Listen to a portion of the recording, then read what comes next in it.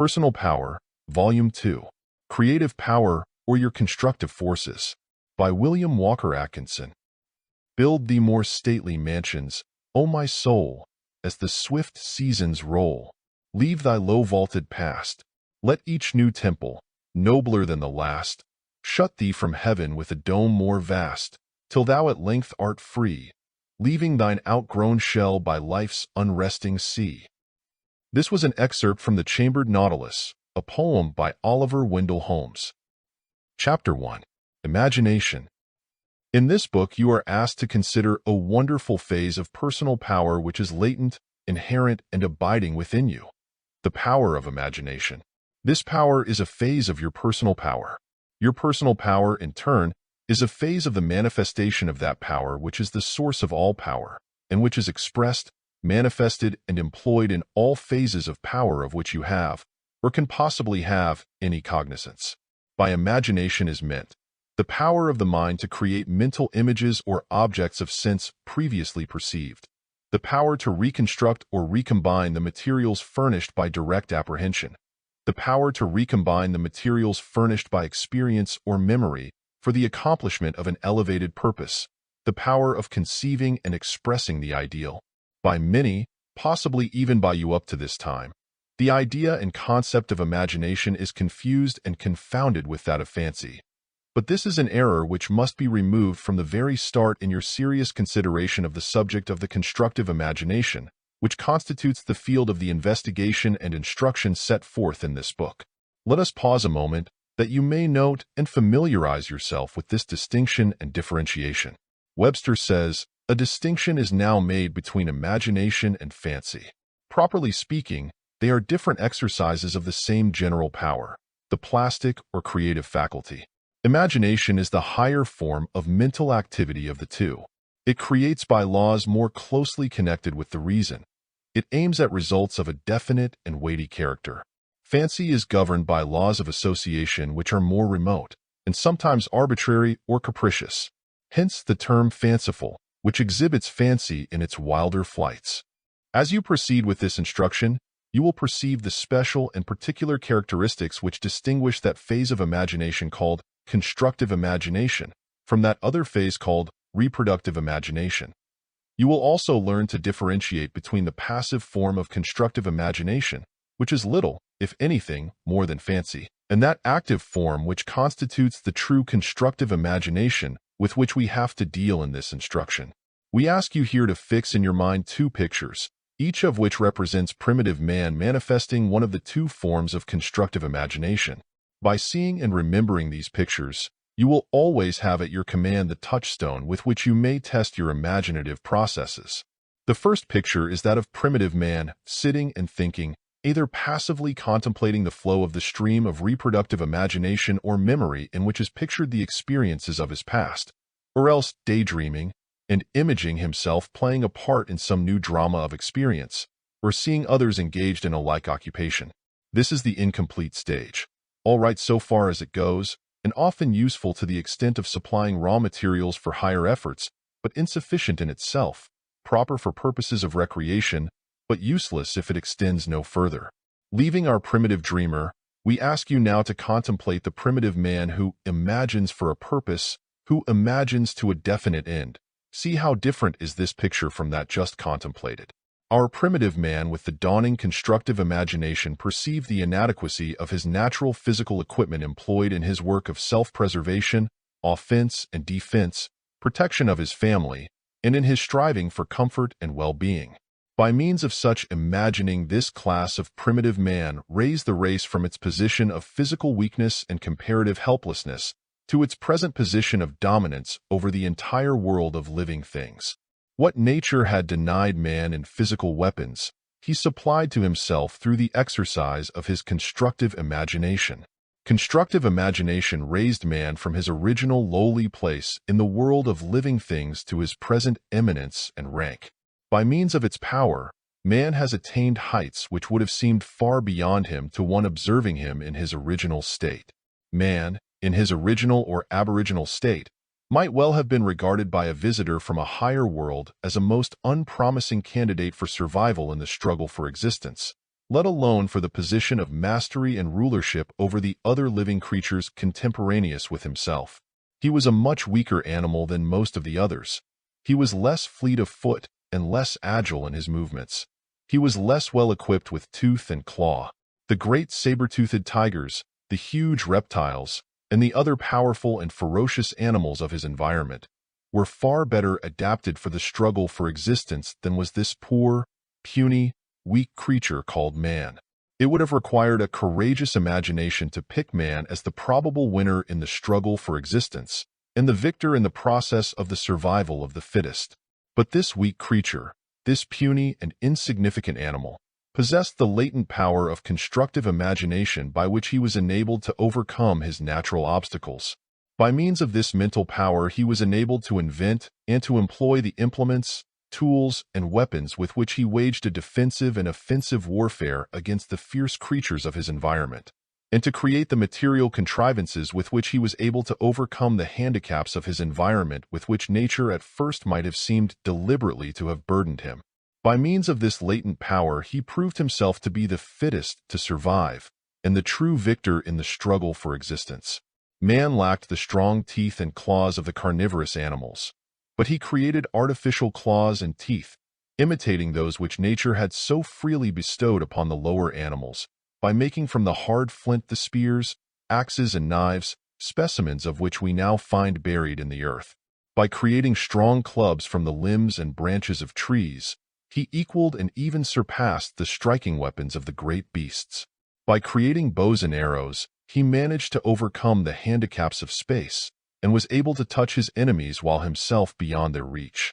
He took a hint from the caves and dens of the beasts, and improved upon them for his own occupancy. He took a hint from the birds, and improved upon their elevated nests by building for himself safe refuges in the cliffs and the high trees, reaching these by ladders of his own construction. He imagined the plan of rolling great rocks before the entrances of his caves and dens, and he afterward imagined the protecting doors of wood and windows, and later, chimneys. He imagined the idea of hurling stones at his enemies by means of slings, great bows, and primitive catapults, and of rolling large boulders down the mountain sides upon his enemies below. He imagined the idea of improving upon the floating log, in turn creating rafts, flatboats, hollowed-out logs. He imagined the idea of the directing and propelling poles, paddles, and oars. He observed the rolling log, and from it he imagined the solid, clumsy wheel, then the lighter, spoked wheel, and was thus enabled to move heavy objects over long distances with comparative ease. He imagined the pulley and the lever, and learned to apply them. He imagined implements with which to mash his food and grind his grain. He imagined the primitive hoe and the crude irrigation or draining ditch. He imagined the idea of using the skins of animals as clothing for himself to protect him against the weather. He imagined the idea of employing portions of trees for tent building. He adapted common natural things and converted them into uncommon artificial appliances for his comfort and welfare. And, finally, oh, wonder of wonders, he imagined the art and science of making and using fire. And ever since, man has continued to imagine things, ways of overcoming natural obstacles and handicaps, ways of converting natural things to his own use, comfort, and happiness. He imagined all of these things little by little, and created them in material, objective form, following the outlines of his mental subjective form. And he still continues to imagine things, greater things, larger things, more complex things. He will always continue to so imagine things, for that is his characteristic quality, his constructive imagination, which distinguishes him from the lower animals. Those of the race who were successful constructive imaginers, either as individuals or as tribes or peoples, survived in the struggle, while the failures were crowded to the wall or went under. The fittest constructive imaginers survived and passed on to their descendants their knowledge and transmitted to them their mental tendencies. Thus man has evolved into the imagining animal, the creating creature. Those individuals or peoples of the race who failed to keep up with the procession of the constructive imaginers, if not actually crowded out and destroyed in the struggle, survived only to become the parasites or the slaves of the conquerors. The slave races have always possessed less developed powers of constructive imagination than have their masters. When slaves develop constructive imagination, they cease to remain slaves. When the germ of constructive imagination begins to work in the minds of a subject people, that people is on the way to freedom. History may be read in the light of this fact. The physical might of the masters in the end surrenders to the mental might of the one-time slaves. The cunning of the fox has often overthrown the physical strength of the lion. The struggle for existence is still underway. The survival of the fittest is a fact of modern human existence, as well as of the past history of the race, and of the world in general. But now, more than ever, constructive imagination is the great element of the struggle, the great standard of the fitness to survive, succeed, and accomplish. The people, the race, the nation, and the individual possessing the greatest degree of development and application of continuous and persistent constructive imagination will be found to be the fittest to survive, all else being equal, will prove to be the ultimate winner in the struggle for existence.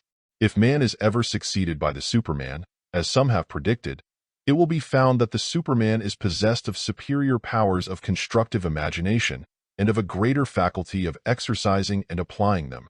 Such is the law of evolution, of progress, of life. This then is the second picture. Look upon the first picture, and then upon the one just presented to you.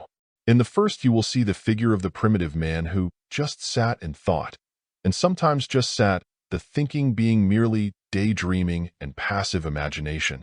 In the second you will see the picture of the real thinker, so well depicted in Rodin's magnificent figure of the thinker. But his thinking is not just thinking, it is thinking for a purpose and toward an end. It is constructive imagination directed toward a definite end and aim, and firmly held there until the right image is created, the image then being transmuted into material form. The thinker of Rodin's figure is using his imagination just as he has learned to use his attention and his will, deliberately, purposively, to a definite aim and end, and in a particular direction.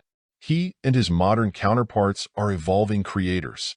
They are constructing, contriving, inventing, designing, planning, projecting, building in the mind that which afterward will be built in physical form. They are the dreamers whose dreams shall come true, the creators of ideals which shall become real. This, then, is constructive imagination. This constitutes the subject matter of this book.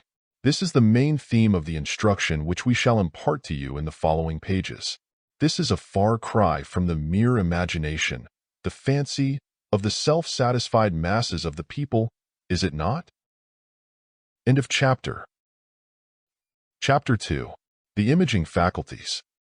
One of the most characteristic, essential, and distinctive attributes of your mental being is the power of producing mental images. Without this power, you would be unable to think, to remember, to act intelligently.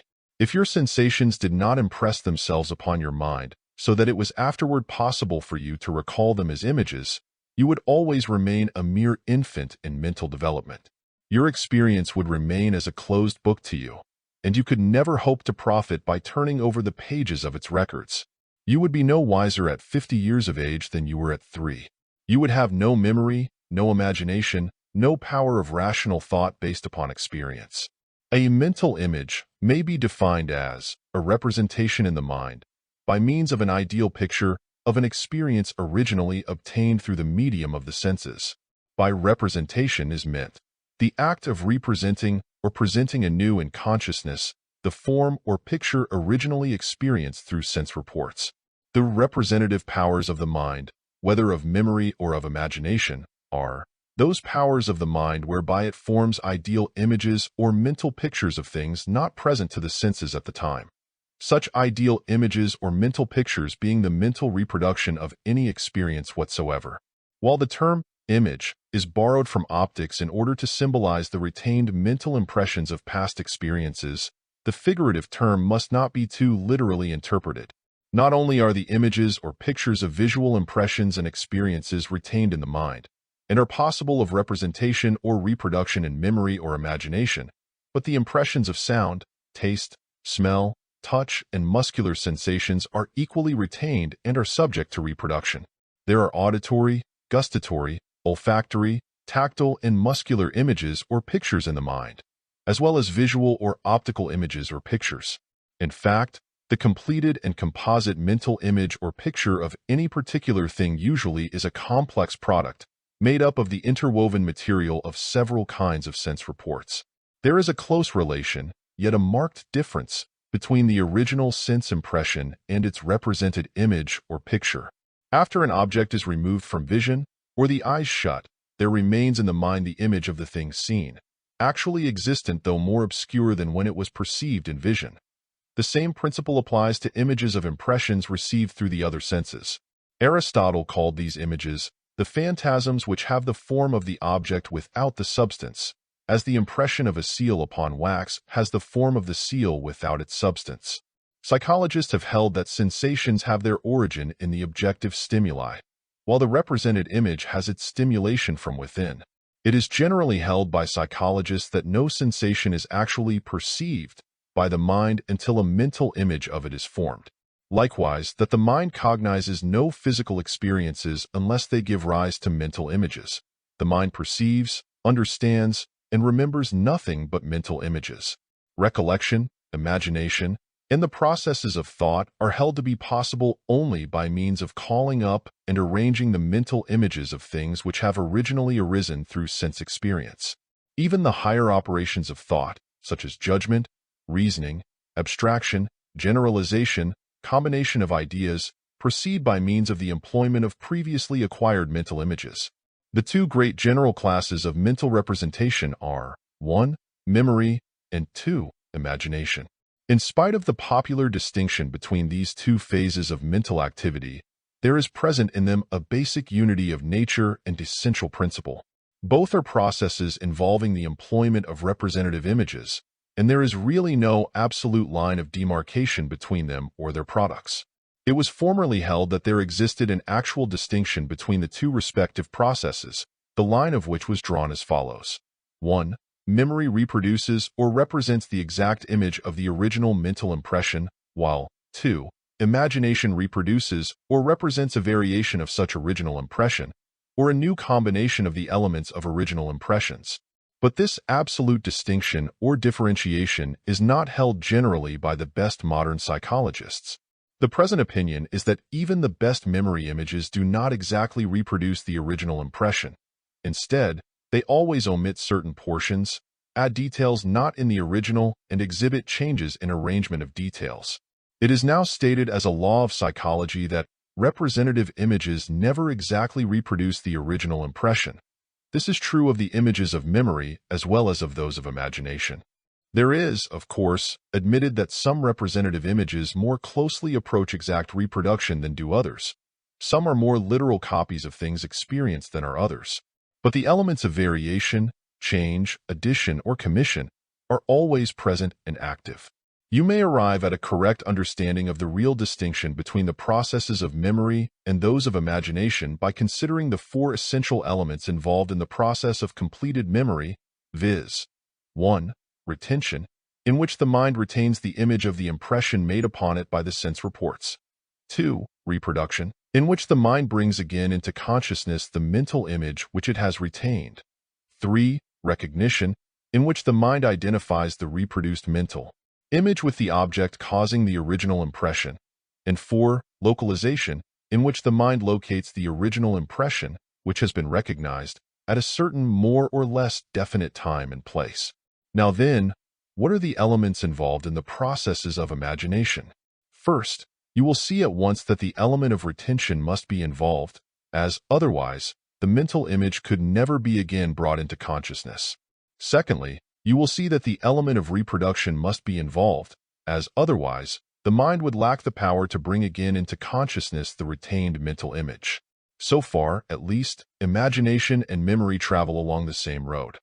For, in both cases, the mind must possess and exercise the power of retaining the mental image, and also the power of reproducing it in consciousness. But here the absolute identity of the two processes cease. The stream of representation divides itself into two branches, each of which pursues its own special course. The course of the memory stream has been described in the preceding paragraph. That of the stream of imagination you are now asked to consider. In what is called reproductive imagination, the mind merely reproduces a more or less correct mental image or picture of a previously experienced impression which has been retained in its subconscious storehouse. This, you will note, is precisely what memory does in its first and second processes. Here the process may be regarded as that either of the reproductive imagination or of the memory. Or, the idea may be stated in another form, viz. Reproductive imagination is but a special instance of incomplete memory, or else memory is a special case of reproductive imagination. There is no absolute line of distinction between the images of reproductive imagination and those of memory in its second stage. Both are the same product of the representative or imaginative power. But, as we have said, here the identity ceases. In true memory, the reproduced image is now referred to the object causing the original impression. It is identified with that object by the process of recognition. But in reproductive imagination, the mind does not perform the process of full recognition, i.e., identification with the object causing the original impression.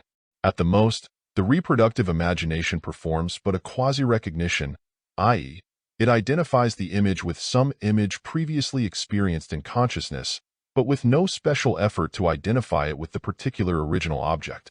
In fact, the image may be a composite of several original impressions, not referable to any special object. As when we are conscious of the image of a horse, of a general picture of the horse species, rather than of some particular horse. There is a difference between A. Having a mental image in consciousness, and B. Knowing that image as the image of a particular something previously experienced in consciousness. The image may be there, though the recollection of the particular original object of the experience may be absent. As a writer says, having the image of an absent object and remembering the object are not the same. There is no complete act of memory of an absent object until the image in the mind is recognized as the image of some particular object or thing already experienced. Thus, you see, that an image may be reproduced in imagination, but not recognized or identified with any particular object previously experienced. Likewise, it may be reproduced in imagination without being localized, according to time and place. Thus, true reproductive imaginative images may exist without involving the third and fourth essential elements of memory. In short, while memory involves the four respective elements of retention, reproduction, recognition, and localization, the process of reproductive imagination involves but two of these elements, viz.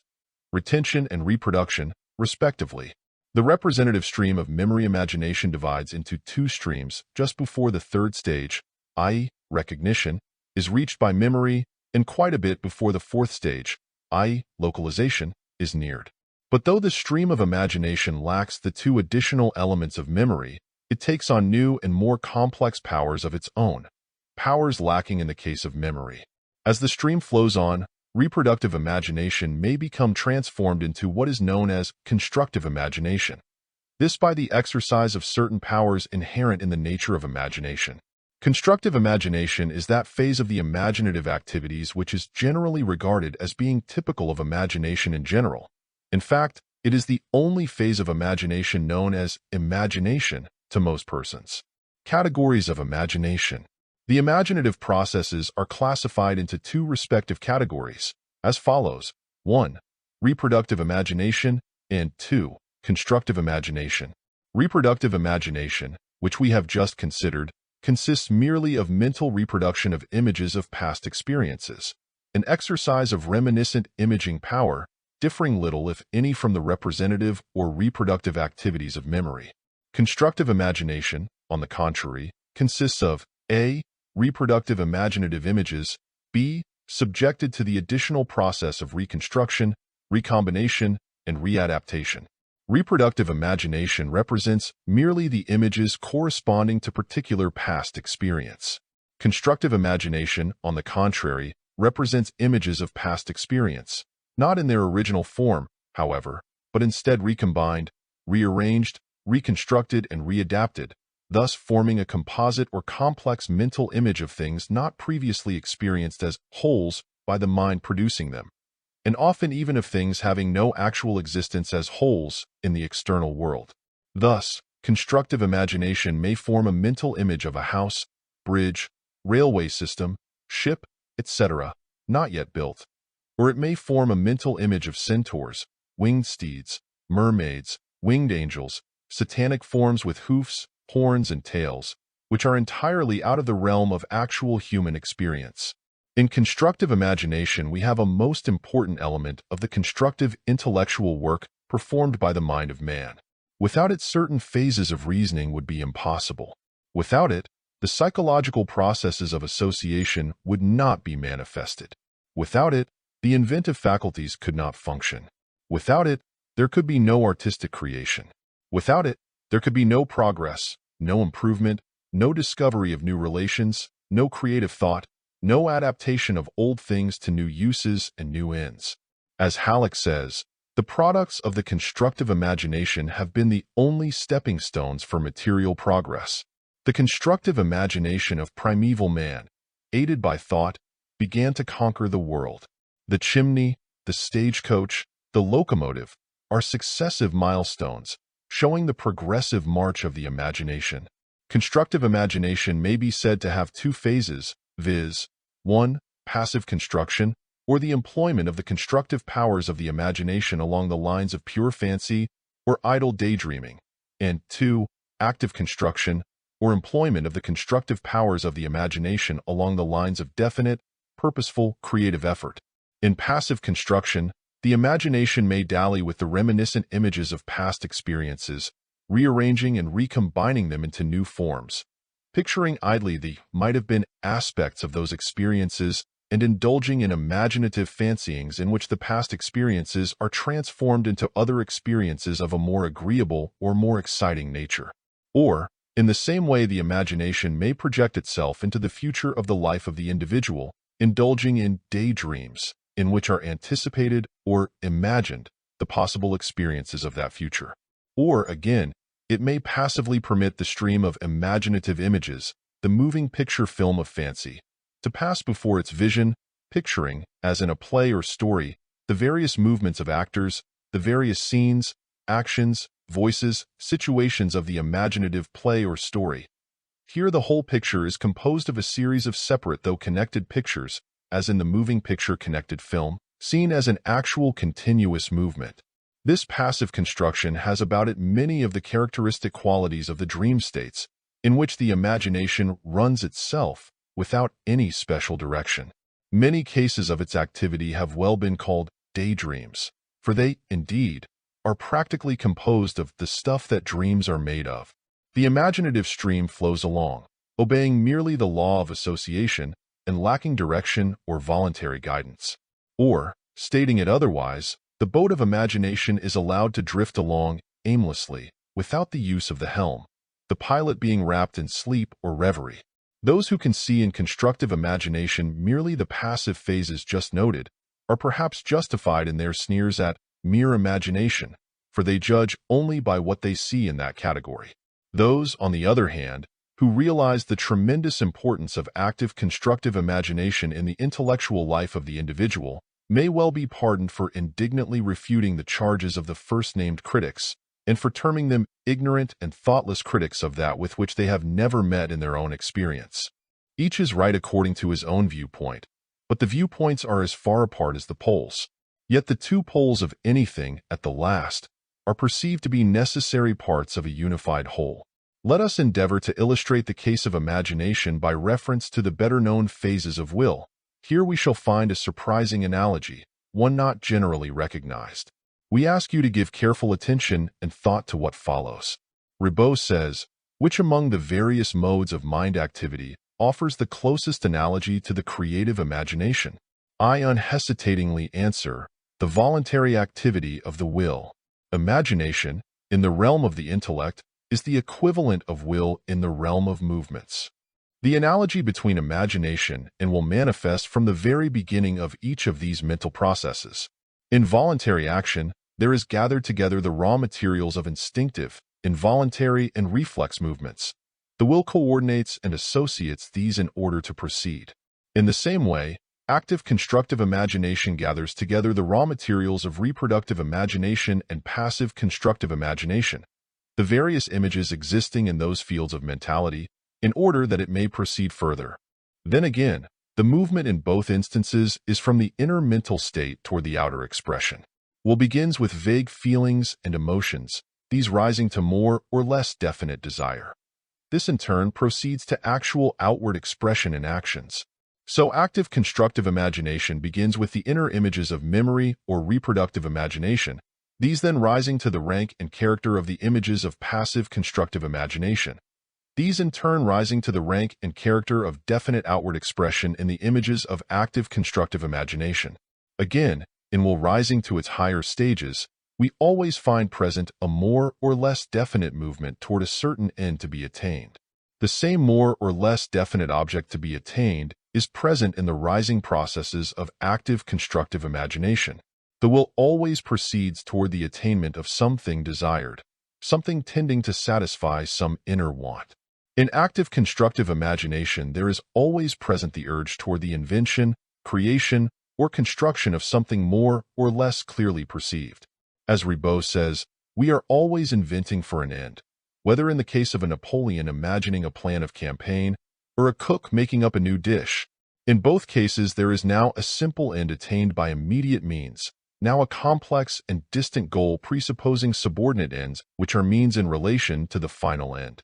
Finally, we find in both will and the active constructive imagination certain frequent instances and manifestations of incomplete process, of aborted expression. Will, in its normal and completed expression, culminates in action. But in actual experience, this final action often is not reached. One may desire to do a thing, and even deliberately decide and determine to do that thing, but the spring of action is never released. One may desire to arise from his bed on a cold morning and may decide and determine to do so, but he still remains beneath the warm covers. So in passive constructive imagination, one may content himself with idle, passive daydreaming, and never proceed deliberately to make his dreams come true. Ribot says, concerning this last point, there are likenesses between the abortive forms of the creative imagination and the impotent forms of the will. In its normal and complete form, will culminates in an act, but with wavering characters and suffers from abulia, deliberation never ends, or the resolution remains inert, incapable of realization, of asserting itself in action. The creative imagination also, in its complete form, has a tendency to become objectified, to assert itself in a work that shall exist not only for the creative individual but for everybody. On the contrary, with dreamers pure and simple, the imagination remains a vaguely sketched inner affair. It is not embodied in any aesthetic or practical invention. Reverie is the equivalent of weak desires and incomplete will. Dreamers are the abulics of the creative imagination. We wish to point out another analogy here. The passive and active respective forms of the constructive imagination may be aptly compared to the respective involuntary and voluntary phases of attention. Involuntary attention is that form of attention in which the mind goes out toward any passing object which serves to arouse mere curiosity or transient notice. This form of attention is the one most strongly manifested by the child or by the savage. Moreover, it is the kind of attention which alone is generally manifested by the great masses of persons. Voluntary attention, on the other hand, is that form of attention in which the mind is deliberately and determinately directed toward, and held upon, some definite object or subject, to the end that knowledge concerning such may be acquired. This form of attention distinguishes the mind of the true student, the scientific mind, and the trained mind in general. The analogy between these two respective forms of attention and the two respective forms of constructive imagination is so close that we need but to direct your attention to it, further comparison being unnecessary. Thus, you have seen, there are two distinct forms or phases of constructive imagination, viz., 1. Passive, and 2. Active. The former you have just now considered. The latter you are now asked to consider. Note: in our further consideration of active constructive imagination, in the following sections of this book, we shall drop the term active constructive imagination and shall substitute the general term constructive imagination, this latter term being far more convenient than the former cumbersome technical term, and equally well expressing the essential idea embodied in the general concept of constructive imagination actively employed toward definite ends and aims. End of chapter. Chapter 3. Constructive Imagination. In constructive imagination, i.e., active constructive imagination, we find the elements of reproductive imagination, previously described, gathered up by the mind, its materials separated and classified, accepted or discarded according to determined values, and then deliberately and purposively employed toward the attainment of a definite end or aim. In these processes, not only the imagination, but also the intellect and the will play their part, the activity thus being complex, and the result that of coordinated mental power. Yet imagination is the main factor of the process, and the work is that of the imaginative mentality, the other mental powers merely being called in to assist. In order rightly to comprehend true constructive imagination, its nature, its powers, its possibilities, you must first of all perceive that while it employs the raw material of reproductive imagination in common with passive, constructive imagination, yet its processes carry these materials to a higher plane of activity. They're deliberately making selection of them, accepting and rejecting them according to ascertained value, and then weaving and combining them into new forms and shapes, new arrangements and adaptations, building new structure of fact from the crude materials furnished it. Man, by his constructive imagination, exercises his true creative power, and thus becomes a true and real creator, the microcosm manifesting the principles of the macrocosm. Let us now proceed to the consideration of the various steps or stages of the processes manifested by the constructive imagination. It will be well for you to become acquainted with the details of these processes, for they will be employed by you in your activities along these lines, and you should acquaint yourself thoroughly with the way the wheels go round. Dissociation.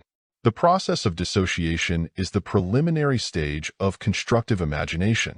Dissociation is the act of disuniting, separating, breaking up, or parting that which has previously existed in associated or united form or condition. Practically every image of memory or reproductive imagination is concrete, i.e., composed and made up of several parts or elements united in a single image. Association is the primary element in remembering experiences or in calling them into consciousness in reproductive imagination. Constructive imagination begins its work by first separating and tearing apart the associated elements or parts of the reproduced images. It finds it necessary to tear down the old image before it can form the new image by reassembling its parts in new forms, or by combining some of these parts with the parts of other images likewise broken up by dissociation. Constructive imagination without preliminary dissociation would be as impossible as the task set by the town council in the familiar tale, which passed a resolution: 1. That a new town hall be built. 2. That the new town hall be constructed of the materials of the old town hall and on the site of the old building. But 3. That the old town hall be left standing and be occupied and used until the new town hall is completed. Dissociation of familiar images is often quite difficult of performance. It is not easy to dissociate the color of white from our image of a swan, yet black swans are found in Australia. It is difficult for a dweller in the tropics to dissociate the idea of fluidity from his image of water, for he has never seen ice nor snow. It is difficult to dissociate the idea of cold weather, bare trees, etc., from our image of a December day, yet, south of the equator, December is a midsummer month. It was difficult for the opponents of Columbus to dissociate the idea of flatness from the earth, and to construct the image of men walking on the other side of the globe with their heads pointing downward. It is difficult to dissociate the idea of youth from your mental image of the person whom you have not seen for many years, yet the person actually exists as a middle-aged man. Reconstruction. The constructive imagination, having dissociated the elements of reproduced images, then proceeds to reconstruct these elements into new combinations and arrangements. This, either by simply rearranging the elements of a particular image, or else by combining certain of these elements with certain other elements of another dissociated image. The following are the more common forms of imaginative reconstruction. 1. Simple partition. You can construct a new imaginative image by simply parting some particular element of a reproduced image from its associated elements, and then discarding the latter in the reconstruction. Thus you can imagine a human hand writing a letter, but not attached to a body, or a mighty eye, seeing all things, yet not attached to a body, or a detached human head floating through space, or a headless horseman, or a tree without branches, or vice versa. In fact, You can easily form the mental image of anything parted and separated from its usual associated images. That is to say, you can form such a mental picture though you may not really believe that any such thing does or can actually exist in that form and free from its natural associations. 2. Variation in size. You can construct a new imaginative image or mental picture of a familiar image magnified to almost any size. You can easily imagine giants whose beards brush the clouds. Gulliver's Travels can be read by you and easily accompanied by your own illustrative images. The gigantic figures of ancient mythology are not beyond the powers of your imagination. Likewise, you have no trouble in imagining a world 1,000 times larger than our own, with all the familiar objects of our world magnified in like proportion. Jack's marvelous beanstalk, rising to the skies, is an easy task for your lively imagination, particularly in childhood. In the same way, you can construct a new imaginative image or mental picture of a familiar image diminished almost to any size. Fairies, elves, gnomes, midgets, dwarfs, all are familiar to the eyes of your imagination. You can imagine an oak tree capable of being covered by a thimble.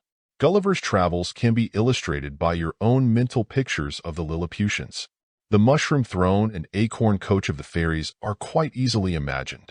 Elephants as small as mice, whales as small as minnows, worlds as small as grains of mustard seed. All these are easily created by a lively imagination. The scientific imagination of today sees each atom as a tiny solar system composed of revolving planets. Scientific fancy can easily picture each of these electronic planets as being inhabited and as being like our own planet in every way. Size is comparative to the imagination and may be varied at will. You can imagine objects as being as large as you please or as small, without regard to objective reality. The laws of the imagination are very liberal in respect to size. 3. Variation of position, form, and color. You can construct imaginative images or mental pictures of familiar objects changed in position, form, or color, or all these combined, without any difficulty. Here also the laws of the imagination are very liberal. You can imagine the familiar object in almost any new position. Thus, you may place a fountain in the middle of a valley, place a prairie on a hillside, terrace a mountain into plains, plant a garden in a desert, combine hills, valleys, streams, rocks, in a fantastic manner having no correspondence in nature. You can imagine men with their noses at the back of their heads, their arms and legs exchanging places, ears on their knees. In short, the imagination can vary the positions of objects, or parts of objects, at will. You can imagine new shapes for familiar animals, trees, features of the landscape. You can imagine willows as straight as a pine, or spruce trees with branches like those of an oak. You can imagine roses with triangular petals, cubic eggs, octagonal oranges, cows as fleet-footed as a gazelle, crows as graceful as hummingbirds, and rhinoceroses as soft-footed and sinuous as a cat. In short, the imagination can vary the forms of objects, or parts of objects, at will. As a writer says, the forms of objects are as flexible in the hands of the imagination as the clay in the hands of the potter. You can imagine a green or red sky, blue fields of grain, red leaves on trees, white vegetation in the garden, black snow on the mountain tops. The imagination can vary the color of objects, or parts of objects, at will. As a writer says, the imagination can make the eye as dark as midnight, or give it a heavenly hue, paint the evening sky with golden colors, and robe the summer landscape with all the splendors of autumn. 4. Recombined images. You can construct imaginative images, or mental pictures, in which the separated elements of several dissociated things are combined in new arrangements. Thus, you can imagine the head and trunk of a man combined with the body of a horse. Here you have created a centaur. You can imagine the body and head of a man combined with the horns, legs, and hoofs of a goat, the wings of a bat, the tail of an ox. Here you have Satan. You can imagine the body of a goat combined with the head of a lion and the tail of a dragon. Here you have the ancient chimera. You can imagine a monster with the body of a dog, with 3 heads. Here you have Cerberus. You can imagine the head of a maiden, the body of a vulture, and the claws of the eagle. Here you have a harpy. You can imagine a woman with serpents serving for her locks of hair. Here you have the Medusa. Mythology is rich in illustrations of this kind. The patient in delirium frequently sees pink elephants with bat wings, dragon tails, and eagle claws floating around the room. Our dreams sometimes acquaint us with similar monstrosities when we have been unwise in choosing the elements of our late dinners. There is practically no limit to this exercise of the imagination. The possible combinations are almost infinite in variety. 5. Idealization. You can construct imaginative images or mental pictures in which the actual images of experience are given a more perfect, more beautiful, or more nearly an ideal form. Thus, you can picture a perfect circle, though you never have found one in nature, a more beautiful woman than you ever have seen, a more perfectly formed horse than has ever been observed by you. The artist exercising this form of imagination often pictures that which nature seems to be striving to manifest. You can also imagine ideal events, pictures of dramatic beauty, also ideal characters representing the full development of qualities which are merely partially represented, or even merely hinted at in real life. The poets, great prose writers, and the dramatists manifest this form of idealistic imagination. Homer, Virgil, Dickens, Thackeray, Scott, Milton, and above all, Shakespeare, furnish us with typical illustrations. Shakespeare has created characters which seem even more real to us than many of the actual characters of our experience. The great composers of music drew upon this phase of their imagination and have given us harmonies and melodies never heard in nature. Artists of all kinds depend upon this idealistic imagination for their inspiration. Then they attempt to express in outward form, in painting, in sculpture, in poem, in drama, in story, in musical composition, that which they have formed first as mental images. 6. Invention. You can also construct imaginative images or mental pictures of familiar objects adapted to new uses and ends, or of new objects adapted to familiar uses and ends. Thus, the inventor imagined electricity being adapted to the business of transmitting messages, running machinery, producing heat and light, etc. Likewise, he imagined sewing, washing, weaving, reaping, binding, plowing, being performed by power machinery instead of by hand. The entire history of inventions is but the history of the employment of the inventive imagination. As we have previously stated, the progress of man from savagery to civilization has been along the path of invention. Every tool, every instrument, every appliance of any kind, anything made by the hand of man in order to accomplish a new end, or an old end in a new way, is the result of the activities of his inventive imagination. 7. Planning. You can construct imaginative images or mental pictures of the plans according to which you intend to proceed in your picture work. The general plans his battles, the architect plans his building, the businessman plans his campaign of manufacture, sale, or other work. The clearer and the more definite the plan, the truer will be the result, all being equal. The mechanic, if he be a good one, will plan out in his mind the work which he expects to perform with his hands. Every work of construction, building, or general action contemplated by man is planned and worked out in his imagination before it assumes material form. The subjective form must always precede the objective form. 8. Induction. You can make constructive imaginative images or mental pictures of the probable causes of a number of particular events or happenings along the general lines of induction. The great triumphs of scientific induction have been made in this way. The scientist groups together the mental images of a number of events or happenings seemingly operating under the same general law, or from the same general causes, the latter being unknown. He then seeks to discover the missing law or cause, and in doing so he sets into operation his inductive imagination. He makes scientific guesses in this way, and then proceeds to test out the several hypotheses so obtained. Many of the great discoveries of science relating to physical laws have been made clear with the assistance of this form of imagination. All, or nearly all, of the observed processes of constructive imagination will be found to fit into one or more of the above categories without undue strain. The list, however, is not intended to be exhaustive, but is rather merely suggestive as a loose classification. Mechanical construction and purposive construction. Psychologists note a certain distinction between the different classes of the images of constructive imagination, i.e., of those imaginative images which do not represent with any reasonable degree of exactness any actual object of previous experience. This distinction proceeds according to the following classification, viz. 1. Images mechanically constructed, i.e., in which the images are combined merely by a purposeless and indefinite process of joining together or associating parts of different reproduced images or memories. As for instance, where the head and trunk of a man are joined to the body of a horse, and the image of a centaur thus constructed, or where the body of a woman and the tail of a fish are joined to construct the image of a mermaid. 2. Images definitely and purposively constructed according to a preconceived design and toward a definite end and purpose, as, for instance, where the different parts of a machine, a play, a picture, a musical composition, etc., are constructed as a mental image, particularly with the end of objective reproduction in view. In the first of the above-mentioned cases, the imaginative construction is known as mechanical construction. In the second case, the imaginative construction is known as creative imaginative construction, i.e., as true constructive imagination. The first type proceeds practically without a definite plan and purpose and is more or less lacking in continuity.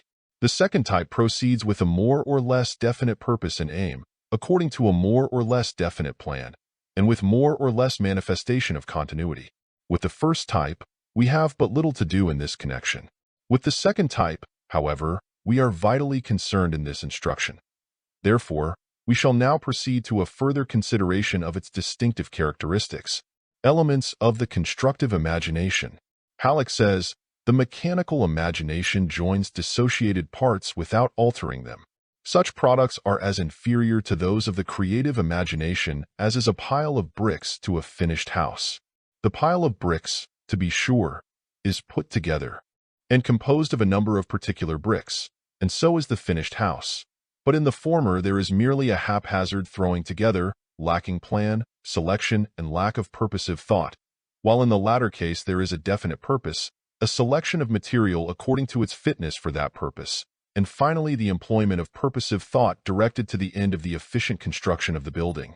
The elements of true constructive imagination then are as follows. 1. Definite purpose. 2. Selection of materials according to estimated value.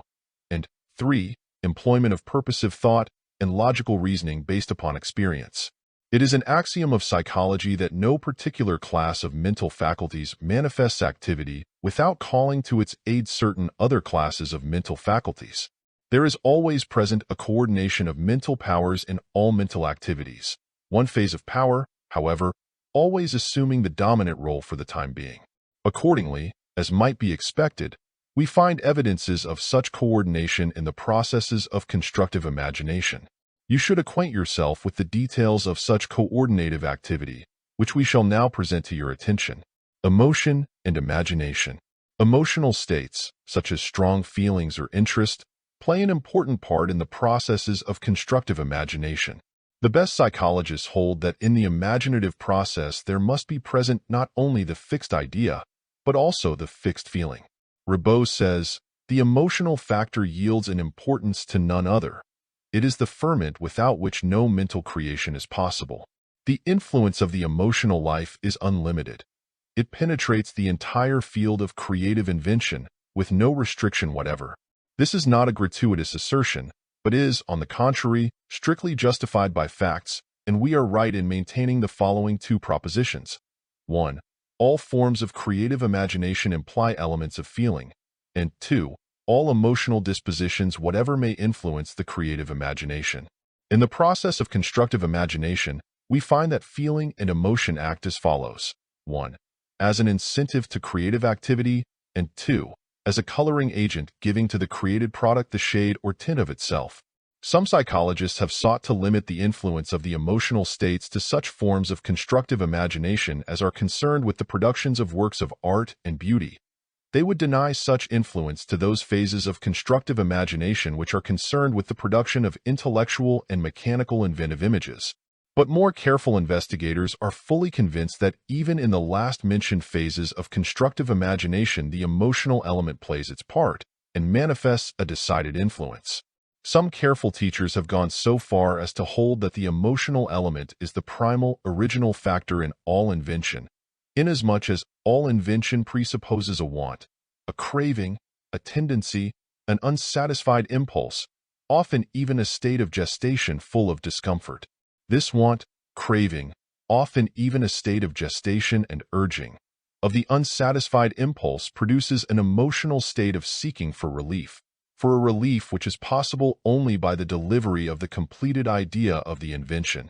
The inventor always experiences the changing emotional states resulting from partial success, temporary setbacks and discouragements, and, finally, the supreme joy of achievement, often reaching the stage of actual exaltation, accompanying the actual delivery of the child of the brain.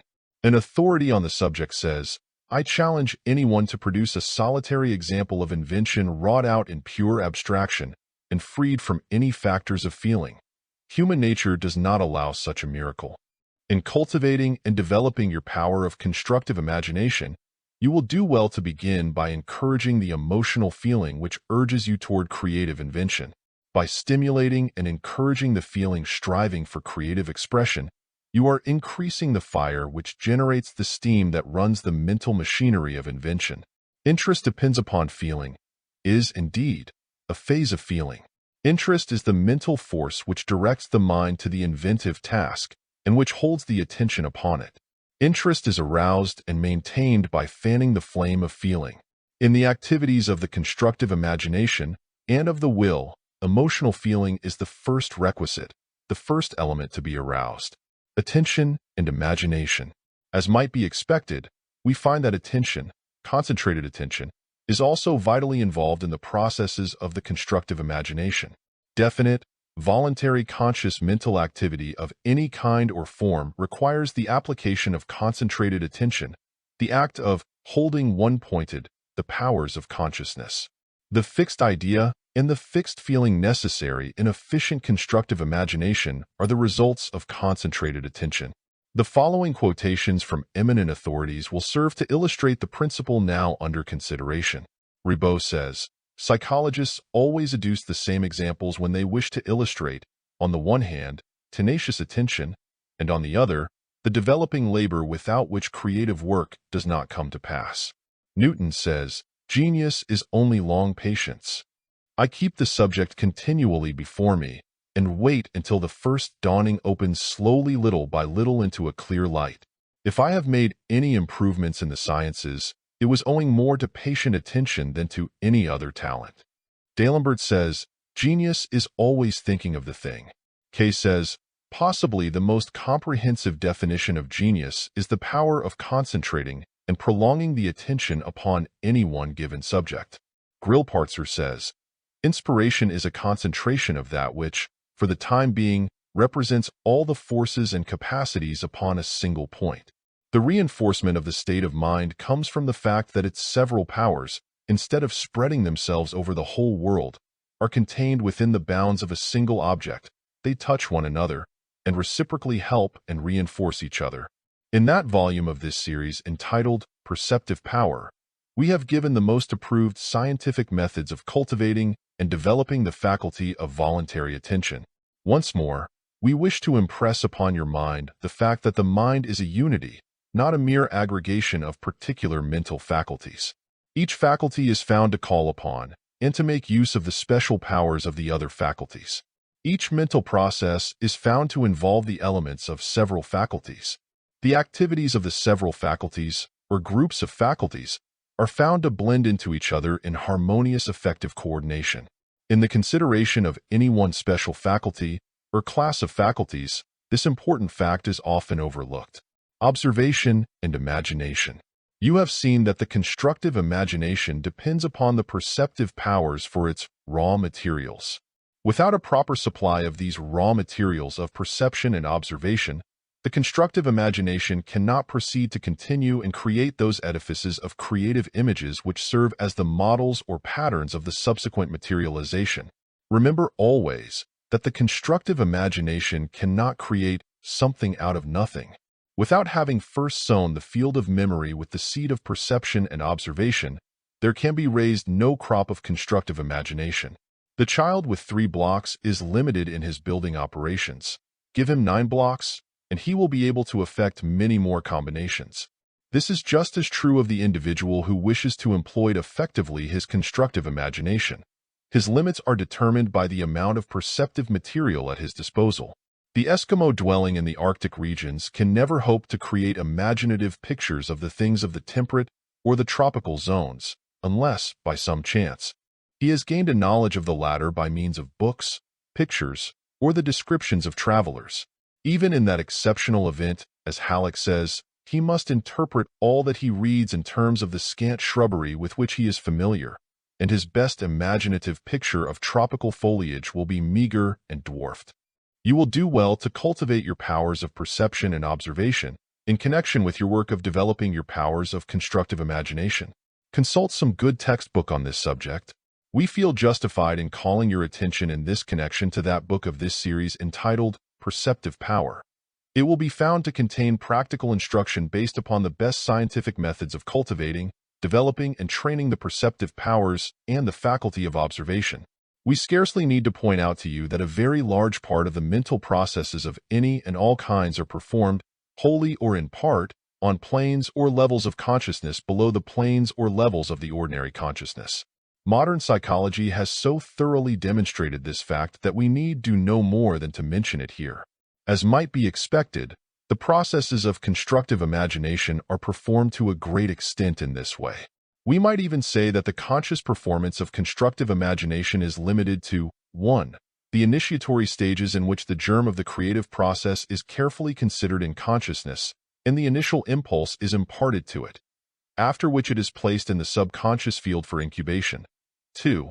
The intermediate stages in which the partially incubated creation is raised to the plane of consciousness, there to be examined by the conscious mentality, adjustments, adaptations, and suggestions of improvement added, after which the incomplete process is again relegated to the subconscious levels. And 3. The last stage in which the practically completed creation is raised to the levels of consciousness for a final inspection. Here the finishing touches are added and the work is completed.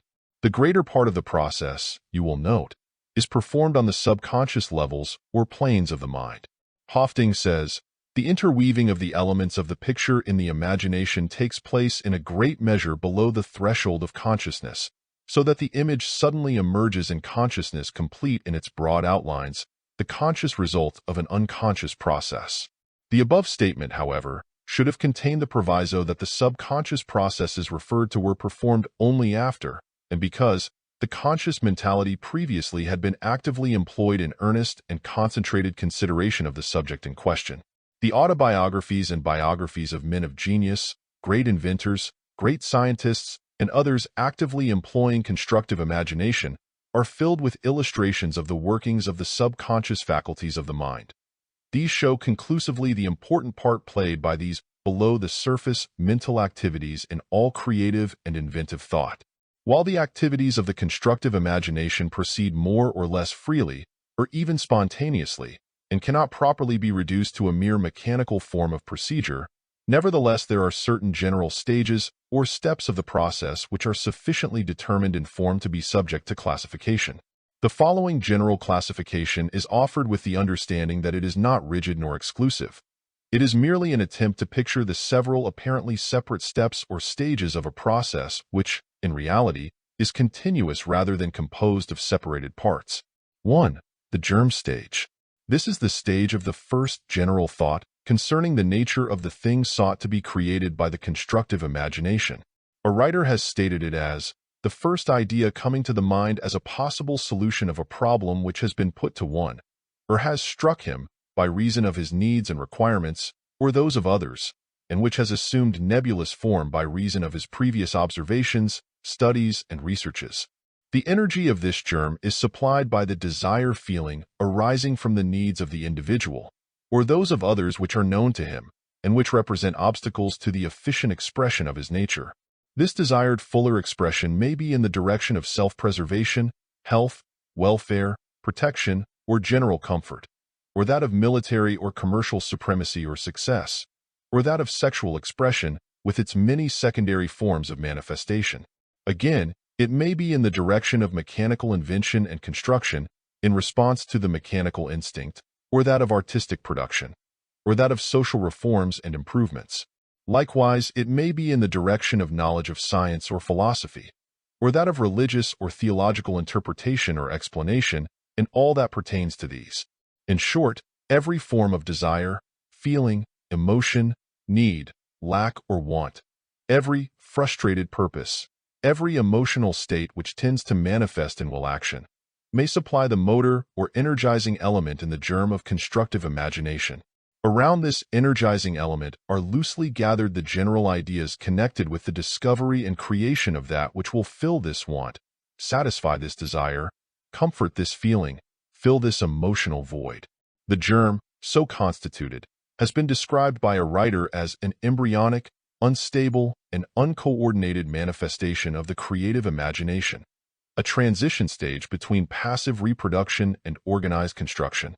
2. The incubation stage. This is the stage in which the germ rests in the womb of the subconscious mentality. Here the mind operates along the lines of both conscious and subconscious activity. The conscious mentality observes the new ideas to which the interested attention now is directed by reason of the demands of the incubating germ in the subconscious mental womb, and then passes them down to the subconscious plane, there to be absorbed, assimilated, and combined with similar ideative material. The subconscious mentality searches the stores of memory for associated facts, ideas, and images which may be combined with the material of the germ or embryonic image. Of this stage, a writer says, the incubation is often very long and painful, or again, even totally unconscious. Instinctively as well as voluntarily, subconsciously as well as consciously, the mind brings together all the materials that it can gather. Another writer says, here is the germ, the principle of unity, the center of attraction, suggesting, exciting, and grouping the proper association of images, in which it becomes enwrapped and organized into a structure, an ensemble of means converging to a common end. 3. The delivery stage. This is the stage in which the developed embryo, the evolved germ, with its accumulated associated and related images grouped around it in logical order, is raised to the plane or level of consciousness and is born into the world of conscious thought and cognition. Here the happy subconscious and conscious parents exclaim, "Unto us a child is born." As a writer says, when the latent, subconscious, work is sufficiently complete, the idea suddenly bursts forth. It may be at the end of a voluntary tension of mind, or it may be on the occasion of a chance remark, tearing the veil that hides the surmised image. The child of imagination, so born into the world of objectivity, must be carefully handled and provided for. It must be nursed until it is strong enough to adapt itself to its new environment. The imagination must be drawn upon, as the breasts of the mother are drawn upon for milk, in order to provide for the offspring. The young idea may perish if it is denied proper clothing and food. It must become gradually habituated to its new environment. Undue exposure to the winds of objectivity may weaken or even kill it. This is more than a mere figure of speech. It bears a close resemblance to actual facts of experience, as many inventors and parents of new ideas know to their sorrow. End of chapter. Chapter 4. The Builder and the Plan. In the processes of efficient constructive imagination, directed by a definite purpose and toward a determined end, you will find it advantageous to follow the general rule given below. This rule, which is the result of a careful study of the requirements of the case made by competent investigators of the subject, is not a hard and fast rule to be observed absolutely by you under all circumstances. Rather, it is a general framework of the actual method to be followed by you, the special details being supplied by yourself. Rightly understood and intelligently adapted by you to the special circumstances of particular cases, this rule will be found to meet the requirements of practically all the cases likely to require your attention. General Rule 1. Create a clear mental picture of the general idea representing your definite purpose, the particular end which you wish to accomplish, the particular obstacle which you wish to overcome, the particular result which you wish to obtain, the particular desire which you wish to satisfy, the particular ideal which you wish to make real, the particular idea which you wish to materialize in objective form. 2. Form a comprehensive picture of the whole field of the proposed undertaking. Get a comprehensive and inclusive view of the whole field of the business into which you purpose embarking. See the whole enterprise in all of its general aspects. Compose a comprehensive idea including the whole matter under consideration. 3. Make a written list of all of the probable factors involved in the problem or undertaking. Compile a list of all of the probable elements involved in the working out of the matter. Gather together all of the ideas of the things at all likely to be called into the creative process. Have within easy reach the ideas of all of the materials likely to be employed in the construction of the ideal form which you wish to materialize. 4. Classify these ideas, elements, and factors according to their general nature, their general uses, their known relations and associations, cross-indexing them under appropriate headings, and referring to the lesser elements, parts, or factors of which each is composed. Diagram and chart these ideas according to your system of classification, so as to have the whole matter under your mind's eye, and so that you may be able to grasp the arrangement at a glance without having to hunt for scattered items. 5. Weigh the various factors one against the other, taking into consideration the associated and related values of each in the general idea, plan, or purpose. Determine in this way which are the primary factors involved, which are the secondary, and which are the lesser values. Concentrate on the prime factors, and make these the central points in your process of constructive imagination, the focal centers around which you purpose grouping the associated factors or elements. 6. Experiment by tentatively placing the secondary factors in association with and relation to the prime factors, regardless of how improbable or incongruous at first may seem such association and relation. Around the letter A, build alphabet block combinations of the letters B, C, D, E, F, G, etc. blocks to see if they make sense or if they suggest anything of rational meaning to you. Discard all combinations that seem lacking in utility, but only after actually making the test and experiment. Continue this until you have secured satisfactory results. Where there are several apparently satisfactory or fairly promising combinations, weigh these one against the other to determine their comparative values, discarding the lesser values and retaining the greater, until you have secured the survival of the fittest. Then proceed to test out the lesser factors in the same way, working out all the details of the plan. 7. Having reached at least a fairly satisfactory working plan, idea, invention, or solution of your problem, you should then carefully detach yourself from it. You should move from your personal point of view and try to see it as others will see it. Try to imagine the effect it will have on the persons whom you wish to be interested in your finished product, how it will meet their requirements, satisfy their wants, arouse their desires for it. Your own created conjunction, plan, method, design, or invention naturally will seem to you as the infant appears to its mother. No mother is an unprejudiced critic of her own baby. You must see the thing as others will see it, in order to arrive at an intelligent idea of the actual degree of utility possessed by your invention, creation, composition, or contrivance. You must employ past experience, reason, judgment, discrimination, and cool decision in this final testing process. In the present, and in several following sections of this book, we shall ask you to consider in further detail the several divisions or principles composing the above-mentioned general rule, together with certain instructions designed to promote the effective application of each of these special points.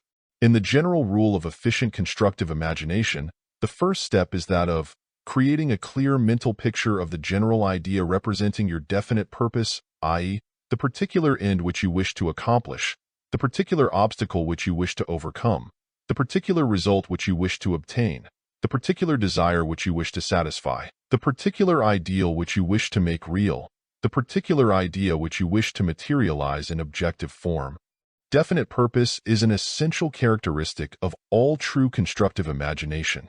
This definite purpose may not be the actual purpose to objectify a subjective image already created in the mind, though often it is precisely this purpose of externalizing the created internal image. More often, however, the definite purpose is that of overcoming an obstacle, supplying a perceived want, discovering an efficient method of performing certain work. There is always present a fixed idea, supported by a fixed feeling. The more definite the purpose, the more directly does the creative work proceed to its end. The more persistent the feeling and the desire inspiring it, the stronger is the urge toward the objective materialization. Halleck says of this characteristic of the creative imagination. The constructive imagination is always characterized by a definite purpose, which is never lost sight of until the image is complete. A child starts to build a house out of blocks. These are often changed and taken down many times before the form in which they are built is such as to fix the growing, purposive image in the child's mind. Before an architect builds a house, he must form successive images, which he alters whenever they conflict with the general plan of that special dwelling. An inventor often spends years in changing and recombining the images of parts of his machine, but he is all the while dominated by a definite purpose. The images must be altered until matter poured into their mold fulfills the aim of the inventor.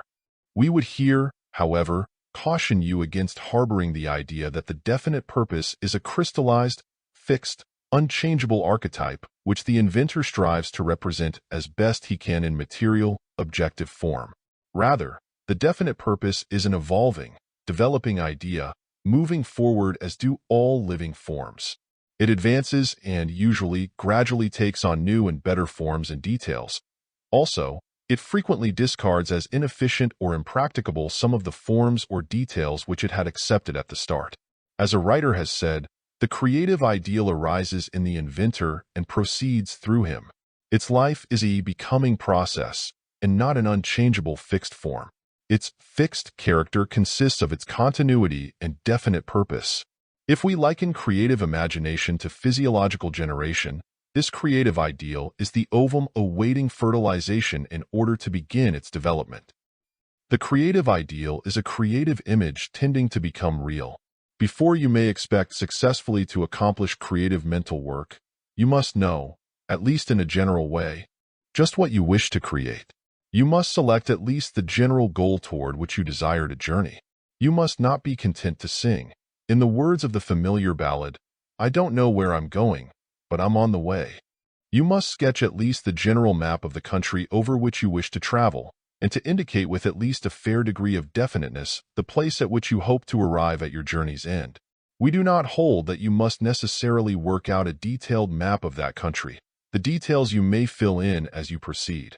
Neither do we hold that you should necessarily make a mark at some particular part of the map to indicate the place at which you expect to settle down.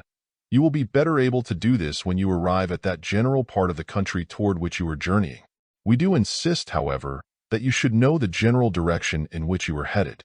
The early settlers of America knew that they were going west, and most of them had a very fair idea as to just what particular section of the far west most attracted their interest and held their attention. The matter of the precise, exact location of the place at which they expected to take up land was usually left to be determined when they arrived on the general scene, and had a chance to look over the places still open to them for settlement. This is about as much as we can ask for from you in the matter now under consideration. All true exercise of the constructive imagination is inspired by a want, a lack, an obstacle, a problem, or a thwarted purpose, the latter being stated by an eminent psychologist to be the occasion for all reasoning. If your every want were satisfied, if you suffered no lack, if there were no problem requiring solution, no obstacles to be overcome, no thwarted purposes present in your experience, then you would never be called upon to exercise your powers of constructive imagination. Your want, your lack, your unsatisfied desire, your thwarted purpose, these call into activity the creative powers of your mind. It may not be always quite dear to you what constitutes the prime factors of your want, desire, lack, problem, or thwarted purpose. You may find it necessary to boil down the thing, evaporating the excess fluid in which this essence is dissolved. You must get to the real essential elements of the problem, get down to brass tacks. Here, as in many other instances and cases, you will find it helpful to think with your pencil, i.e., to express in written words the essence of the somewhat hazy general idea which is present in your mind as representing your problem or want. Unless you have practiced this plan, you can have no adequate conception of its value to you in thinking and planning. In thinking with your pencil, for the purpose of discovering the prime factors or essential elements of your problem or purpose, you must strive to get down to the bottom of the subject, to reach the center of the thing. Once having found this, you may work backward and forward in any direction from that focal point. The focal point may be discovered by determined pencil thought upon the following two questions, viz. 1. What is the obstacle which I wish to overcome? What is the nature of this thwarted purpose? What is the gist of the difficulty? And 2. What is the first and main factor or element of my purpose in this matter? What is it necessary for me to accomplish? What is the general end to be accomplished? What is the big idea which I wish to make real? Continue the task of analyzing and dissecting the subject until you finally reduce it to its ultimate elements of definite purpose. That definite purpose is always there, though usually hidden by a mass of comparatively non-essential ideas. It is your work to clear away this mass of encumbering material of thought, so that you may bring into plain view the precious thing at the center of the mass. Or, employing another figure, it is up to you to carve away the mass of stone which hides the figure of your ideal, that ideal which is crying for release from the encumbering material, just as the sculptor with his chisel releases the hidden form of his ideal creation. Your definite purpose once discovered, it becomes your definite ideal, the focal point around which is built the entire structure of your creation. The definite ideal is like the grain of sand which exists at the center of every pearl, and about which the pearly material has gathered. It is the big idea around which your constructive imagination builds, deposits, and accumulates its wealth of material. Your definite ideal represents your desire, need, want, purpose, plan, design. It is the vital germ of the entire future organism. It is the seed from which will spring the downward-pressing roots and the upward-pressing stalk. Without it, there would be no creative growth. In the degree of its strength, definiteness, and clearness of form, so will be the degree of perfection and vigor in that which springs from it.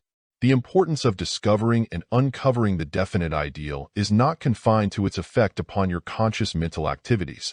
Its effect upon your subconscious faculties and powers of imagination is even greater still. By a clear conception of your definite ideal, and by its repeated impression upon your subconscious mentality, the idea becomes firmly, deeply, and clearly set in the substance of the latter.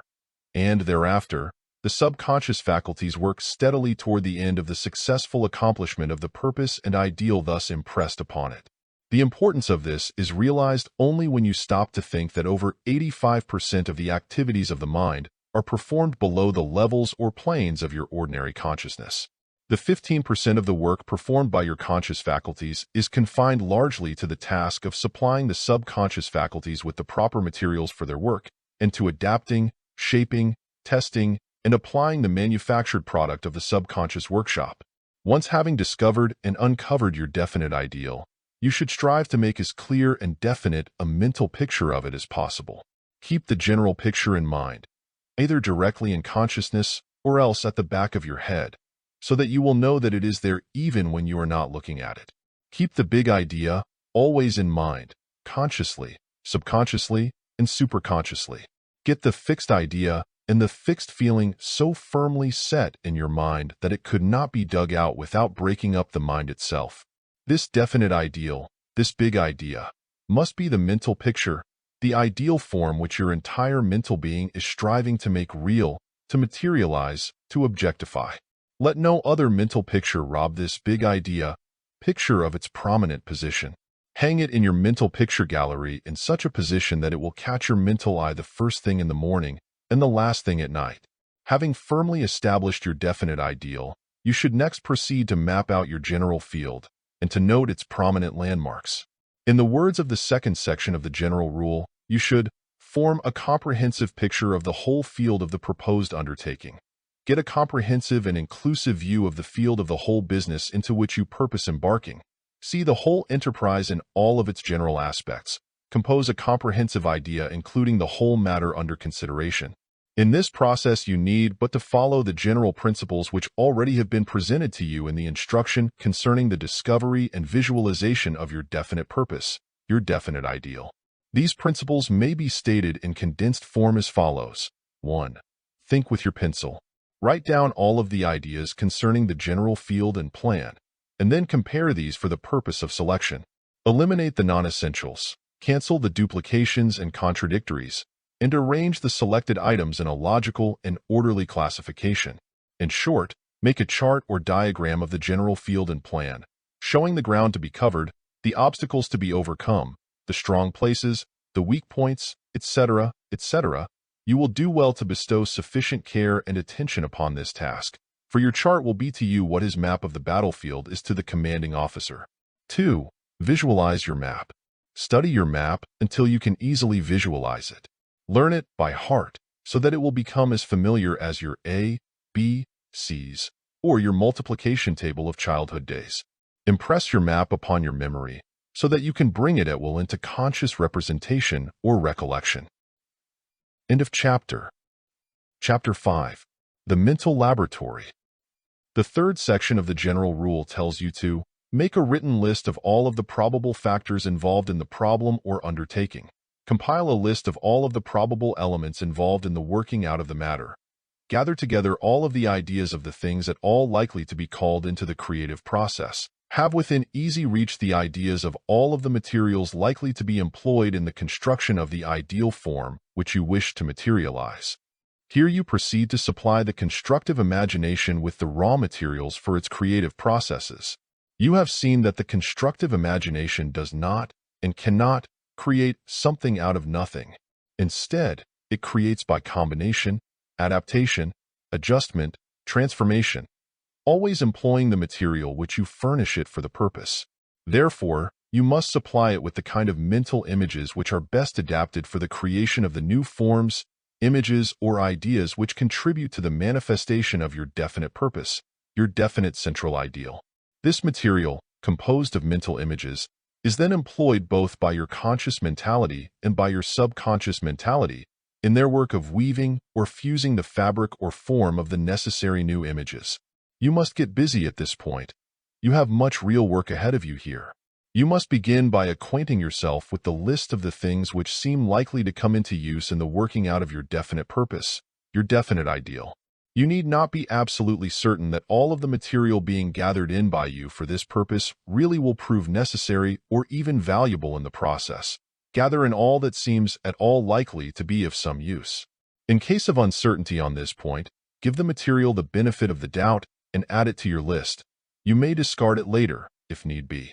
All that you need to do at this time is to gather together such materials as seem likely to be worth consideration in the matter. And note this, make a written list of all such items of promising material, for you will be called upon to do considerable thinking with your pencil in the work ahead of you. In the first place, you must fairly saturate yourself with the subject represented by your definite purpose and definite ideal, the achievement of which is so insistently desired, so confidently expected, and so persistently willed by you. You must learn at least the name and general character of everything connected with or related to that subject, if but even remotely related to it. This, because the images or ideas of these related things are precisely the stuff upon which your constructive imagination must depend for the materials which it must weave or fuse into newer and more efficient images. Everything that ever was invented, created, or composed by the constructive imagination is constituted of several elements, and these elements previously existed as separate though related ideas, the same kind of ideas which you are now trying to accumulate as raw material. The men who invented, created, or composed those new things were dependent upon these separate images or ideas for their material. Without them, these men could not, and would not have invented or created those new images.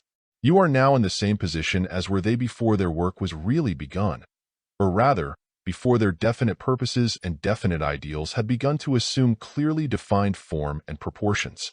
Morse, Stephenson, Marconi, Edison, and the rest of the inventors were once in the same boat in which you are now. To duplicate their processes, you must gather together the raw materials just as they did. This should be plain enough for you. But do not proceed further until this truth is thoroughly grasped and appreciated by you. You must be well grounded in the facts of this fundamental principle before you properly may proceed to set the same into creative activity. There is no royal road to constructive imagination. All, high and low, always have, must now, and must always hereafter, travel the same common road leading to the goal. This all includes yourself. A moment ago, we told you that you must fairly saturate yourself with the subject represented by your definite purpose and definite ideal, the achievement of which is so insistently desired, confidently expected, and persistently willed by you. You must learn at least the name and general character of everything connected with or related to that subject, even remotely related to it. But just how are you to saturate yourself with such knowledge? Just how are you going to know at least the name and general character of everything connected with or related to that particular subject? The correct answer to these questions involves a most important method of the scientific application of constructive imagination, and you should consider carefully the following information given as the answer. Consider this proposition. If some very wealthy man were to call you into his office and then make you the following offer, you would accept it at once and would proceed to devise the proper means to accomplish the task and win the reward. There would be no hesitancy on your part about accepting it, we are sure. Here is the hypothetical rich man's offer to you. Mr. Blank, I want someone to prepare for me the fullest and most complete list possible of the things concerning or related to this particular subject, here naming the subject of your definite purpose and definite ideal. I will give you a salary of double the amount you are now earning, and also pay all your expenses while you are conducting the search and preparing the list. When you have completed the list, if it is found to meet the requirements of reasonable completeness and perfection, I will make you a present of $100,000. Will you undertake the task? What would be your answer? You would accept, of course. Then, what would be the first steps in your preparation of the list? Well, you would begin by reading the best textbooks covering the general subject, starting off with the descriptive articles treating upon it, which you would find in the best encyclopedias. You would saturate yourself with the subject. You would consult with persons employed in occupations necessitating at least a working knowledge of the subject. You would read the trade journals circulating among those engaged in such callings, not forgetting to read the advertisements. You would carefully consider the price lists and catalogs of houses dealing in the supplies required in those branches of work. In short, you would seek in every possible direction and from every possible source for the names of the things concerning or related to that special subject. You would seek every possible association of that subject, the subjects closely associated with it, and having some practical relation to it. You would discover these associations by asking yourself, 1. What is this thing? 2. Of what is it composed? 3. What is its purpose? 4. For whose use is it intended? 5. What is its past history, its evolutionary story? 6. What are the things most resembling it? 7. What thing is most unlike it, its opposite? And many more questions of that sort. You would seek to fill your mind with all the essential images connected with or related to your subject. But you would not be satisfied with merely learning the names of these connected or related things, though even these are of great importance and really form the first step of your task. You would seek also to learn the meaning of those names. You would consult the best dictionaries, reference works, encyclopedias, etc. For the meaning of one term. You would uncover other terms closely associated with the one you are running down. Then you would search for the meaning of these new terms. You would learn the past history, the story of the evolution of the prime factors of your special subject. You would learn the various attempts to solve certain of the problems involved, the failures and successes. You would learn the various theories advanced in the history of the subject, and the answer and objections to each. In short, you would fairly saturate yourself with the known facts concerning the subject and the subjects associated with it. You would know the name of everything involved in the subject and the meaning of that name. Briefly, you would fill your mind with the mental images, concepts, or ideas of each and everything connected with or related to that subject. Of course, you would use your pencil in noting down these names and their meaning. You would think with your pencil. You would arrange your facts into classes, minor classes forming greater classes, and so on. You would have on your list every important element involved in the matter. You would know what each of these meant. You would have an adequate conception of each and every one of these elements. You would not be satisfied until your list was made as complete and as comprehensive as possible. The $100,000 reward would inspire you. But, as you worked, the growing interest in the task itself would urge you on. You would have awakened the creative instinct which had been lying dormant within you. Well, then, this is just the way for you to go to work concerning the subject of your definite purpose and definite ideal. What you would do for the millionaire, you must do for yourself. You must work for yourself just as faithfully as you would work for such an employer. The same spirit must inspire you. The same interest must urge you on. The same creative instinct must be awakened. Here is what you must accomplish in this stage. You must make an inventory of all the essential elements involved in your special subject, and each name on that inventory must be so well understood by you that it constitutes a definite mental image, concept, or idea. The ideal inventory of important elements must include 1. Every discoverable important thing employed or used in connection with the subject. 2. Every discoverable important fact concerning that subject. 3. Every discoverable important item of information concerning the essential application of that subject. 4. Every discoverable important event or experience in the history of that subject. 5. Every discoverable important cause affecting that subject. 6. Every discoverable important effect produced by that subject. And 7. Every discoverable important law, principle, or method employed in the processes connected with that subject. You must know 1. Of what the thing is made. 2. How it is made. 3. Who makes it. 4. Who uses it or may use it. 5. What the users need it for, and how they use it, and how others may use it, and the other ways in which persons may use it. 6. How it is sold, or may be sold, to those who use it. 7. The general methods of its distribution and the extent of such. The above are but general suggestions. You must adapt them and add to them according to the special requirements of the case. For the purposes of such list-making, we make the following suggestions. Use freely a good encyclopedia, preferably one having a classified index or an efficient system of cross-indexing. Use trade or professional textbooks, encyclopedias, dictionaries, reference works, etc. Read the trade or professional journals relating to your subject, paying due attention to the advertisements, for advertisements, properly read, constitute a rich mine of suggestive ideas. Before we pass on to the next step in the process of constructive imagination, we would again emphasize the importance of having a definite, clear idea or mental image back of every name or term representing an essential element of your problem or subject.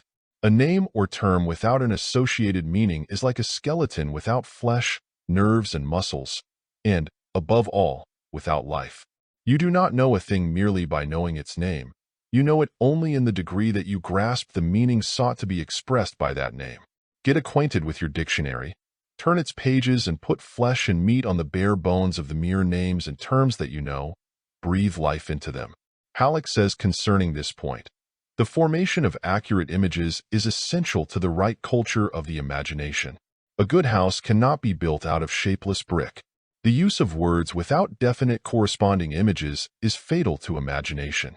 If we study any branch of science without representing to ourselves by imaginative power the meanings of the various terms, our time is somewhat more than wasted, for we are forming a bad habit. Molecular vibrations, tension of the ether, undulations of varying amplitude and length, valves of the heart, stamens, peltate leaves, Gothic arches. These are terms which should never be used without the ability to form sharp images in each case. A person who had been talking about defective flues as causes of fires was asked to state plainly what he meant by a defective flue. It was then seen that he had no clear image corresponding to the term, which was simply a mask for his ignorance. Persons who allow themselves to use terms in this way must not expect to have much imaginative power. Let your meanings of names and terms take on the aspect of mental pictures or images of the thing represented by the names. See the thing in your mind's eye when you are intently thinking of it. Visualize it into mental life and vigor, and it will take on a world of new meaning to you when you wish to employ it as an element of constructive imagination. A lively imagination, in the true meaning of that term, is an imagination in which the images are alive, and not mere lifeless verbal skeletons of things long since passed out of actual, moving existence. Breathe the breath of life into your mental images. The fourth section of the general rule tells you to classify these ideas, elements, and factors according to their general nature, their general uses, their known relations and associations, cross-indexing them under appropriate headings, and referring to the lesser elements, parts, or factors of which each is composed. Diagram and chart these ideas according to your system of classification, so as to have the whole matter under your mind's eye. and that you may be able to grasp the arrangement at a glance without having to hunt for scattered items. By following this method, after having accumulated your materials of constructive imagination, i.e., your concepts, ideas, or mental images of the elements involved in the future creation of new images, you will arrange them according to some logical system of classification. In this way, you file away each particular concept or idea according to its proper place in a more general class, and thereby, you are able more easily to find it when you need it. This plan, as compared with that of simply piling your ideas and concepts in a miscellaneous heap, is akin to the scientific method of filing away correspondence in a filing cabinet as compared with that of simply throwing the letters together in a barrel, box, or large drawer. A businessman is able to find the letter he needs simply by going to his file and placing his hand on the proper compartment. He has an immense advantage over the one who has to hunt through a large mass of unfiled correspondence. It is not enough to have the idea of a thing. It is necessary to know where to find that idea when you want it. Psychology informs us that one may far more easily remember facts filed in the memory records according to some system of logical classification than where the facts simply exist somewhere in the mind.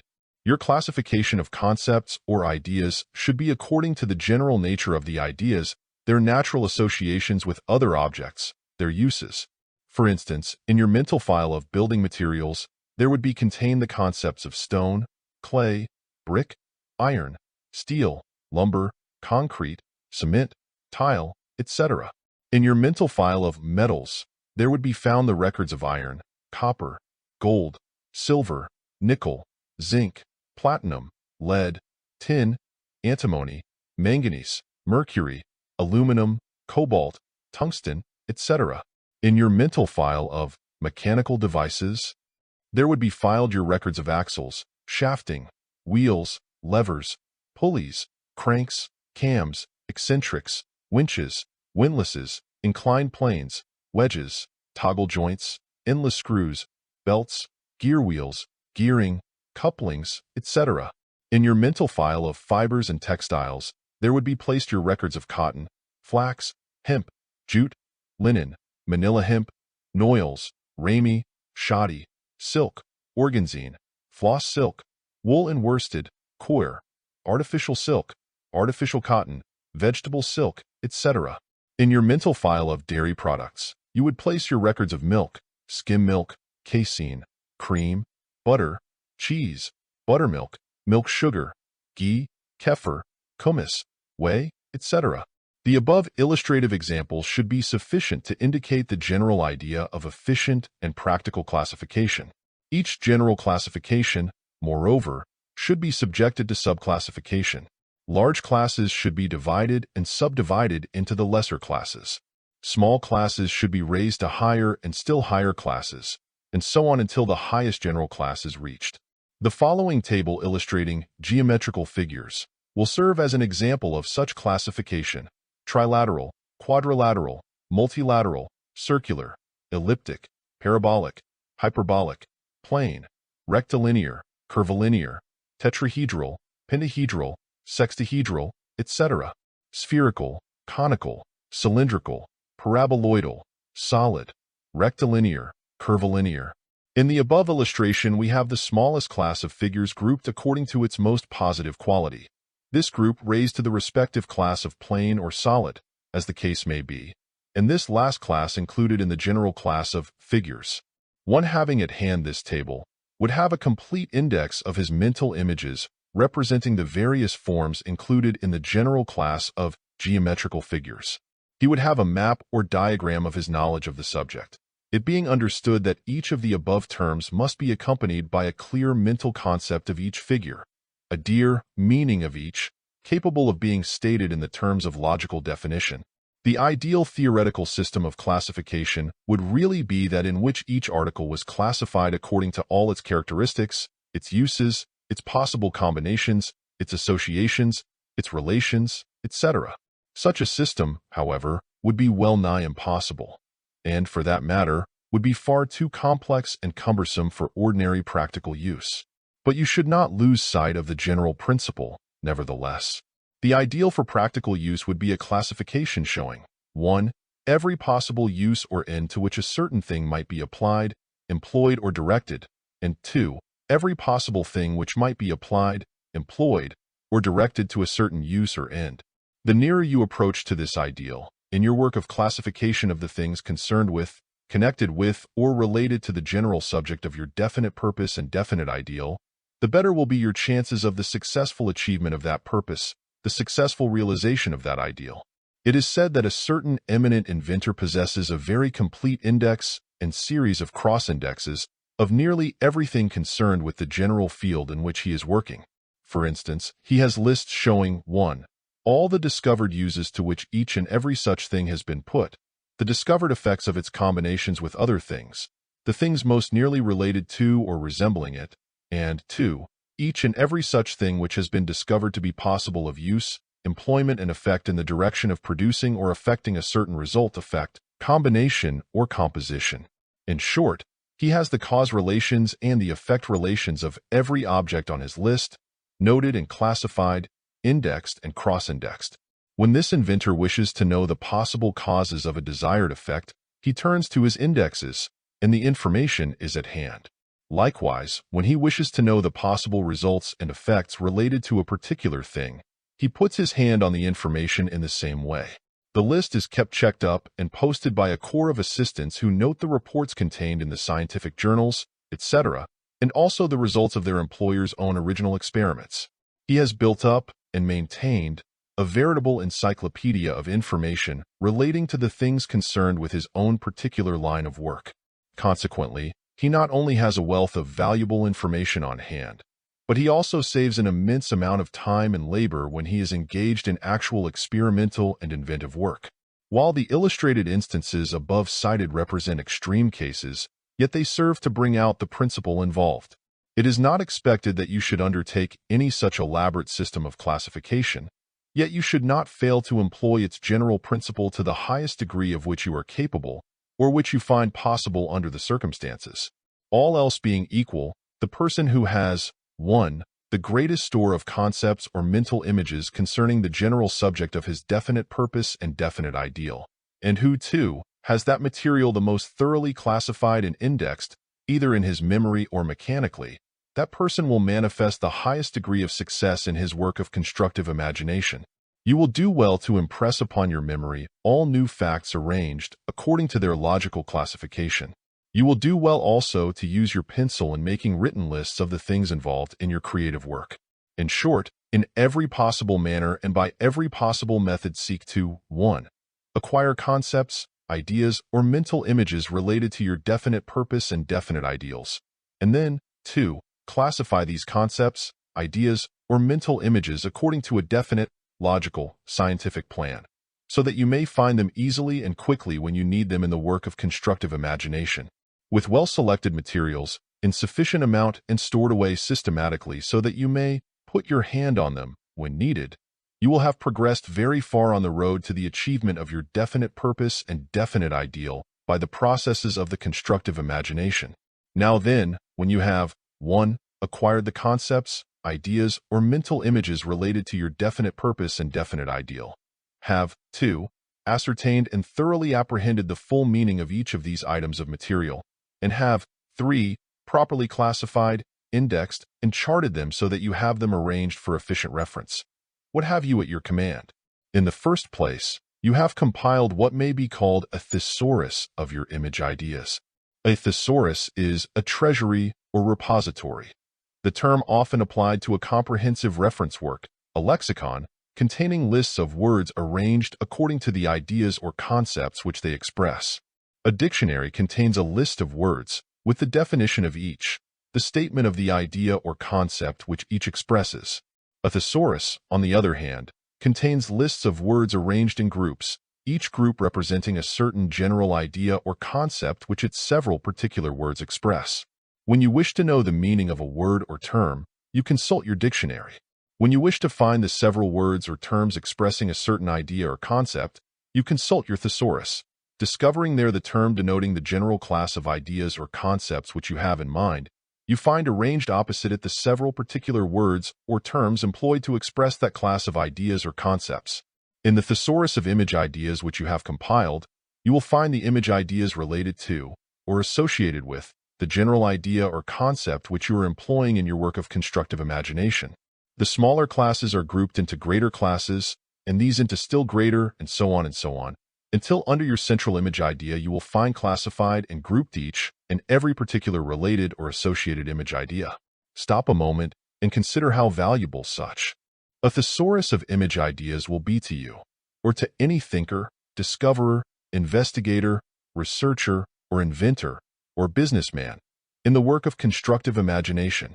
The individual here performs his creative work surrounded by all the materials which he will require, all at hand. Employing another illustrative figure of speech, we may say that, by following the previously mentioned plan of the collection and classification of the materials of image ideas, you have built and stocked for yourself a great and valuable mental laboratory. You have proceeded upon the same general plan as that employed by scientists in the creation of their experimental laboratories. In these laboratories, their workshops in which these scientists perform their experimental work, are to be found the various elements which, when combined in certain arrangements and proportions, produce the sought-for synthetic compositions. The scientist in his laboratory, and in his actual work, follows the same general plan which you are to follow in your experimental work along the lines of constructive imagination, i.e., he tries first this combination, and then that one, until he reaches the best working combination, the most satisfactory composition. It is stated that Edison has perfected a similar laboratory, which he employs in his work of creative invention. It is reported that, several years ago, he proceeded to test out every conceivable substance which seemed at all possible of being used as a filament for the electric light bulb, and that, step by step, by experiment after experiment, employing the process of test, trial, elimination, and selection, he finally settled upon the best possible known substance for that special purpose. Luther Burbank is said to conduct his experimental work in plant creation in a similar way. He tests, tries, experiments, combines, separates, eliminates, and finally, selects and preserves the fittest.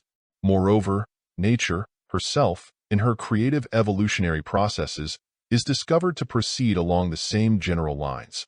The history of natural evolution is but a record of ages-long series of experiments, tests, combinations, adaptations, and natural selection, ending in the survival of the fittest for the particular purpose at each particular stage of the process. The plan is but the taking of a leaf from the book of nature. It is based upon the sound, fundamental principles of natural creation.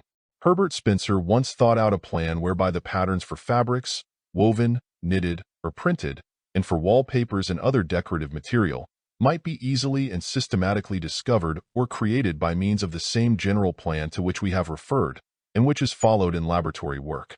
His plan was that of combination and recombination of certain elemental patterns, figures, and designs according to a definite and systematic plan of test for desirable combinations and conjunctions.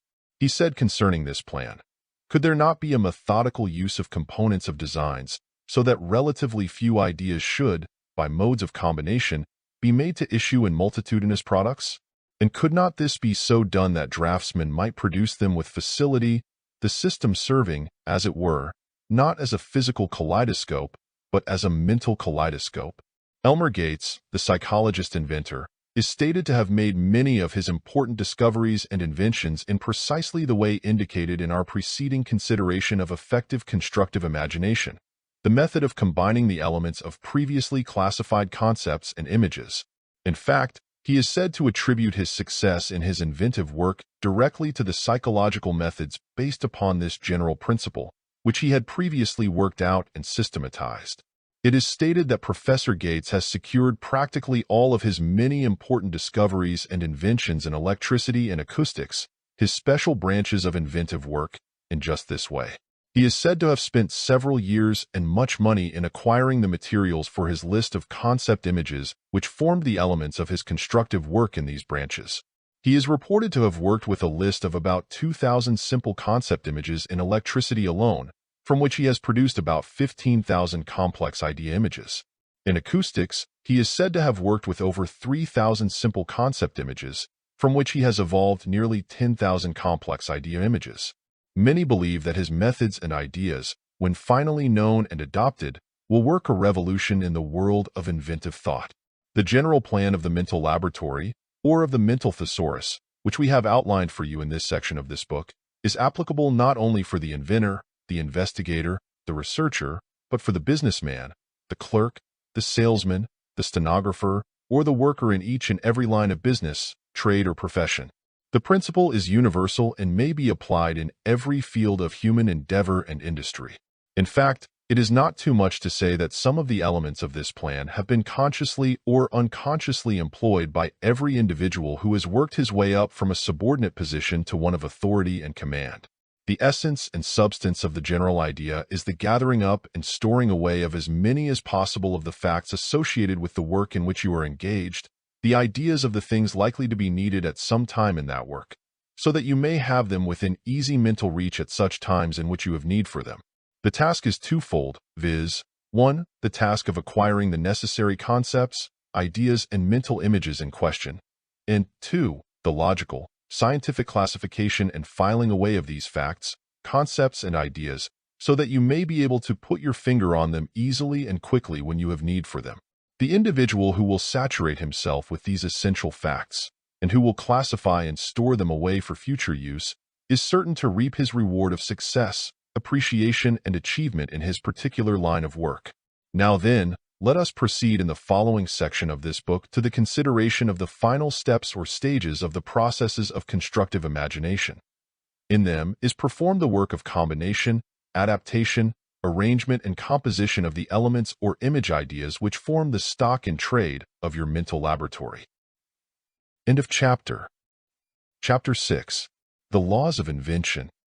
Having accumulated a sufficient store of idea image materials, selected according to the principle of probable value in your work of constructive imagination, with the intent of achieving your definite purpose and definite ideal, and having classified these materials according to logical order or special relations of use, etc., you are now ready to proceed to the task of combining, adjusting, adapting, and creating these materials into new images, ideas, or concepts, according to new plans of association, correlation, or coordination. You should never lose sight of the fact that all work of constructive imagination consists of joining together things already known, but in new combinations and orders of arrangement, correlation, or coordination. All great inventions are the result of evolution and recombination. We may trace the history of the evolution of the electric telegraph, the telephone, the electric light, the steam engine, the automobile, etc., through their many stages. Someone invented some simple recombination, but was unable to complete the task. Another added some new recombination. Still another discovered an improvement, and so on, until at the last, some inventor by a bold stroke of constructive imagination effected a more complete recombination, adding some new and important combinations, and the invention was perfected. No, not perfected fully. For in after years many other improvements were added, and the simple thing grew into greater perfection. In the Field Museum in Chicago, at one time were exhibited a series of models showing the evolutionary history of the locomotive.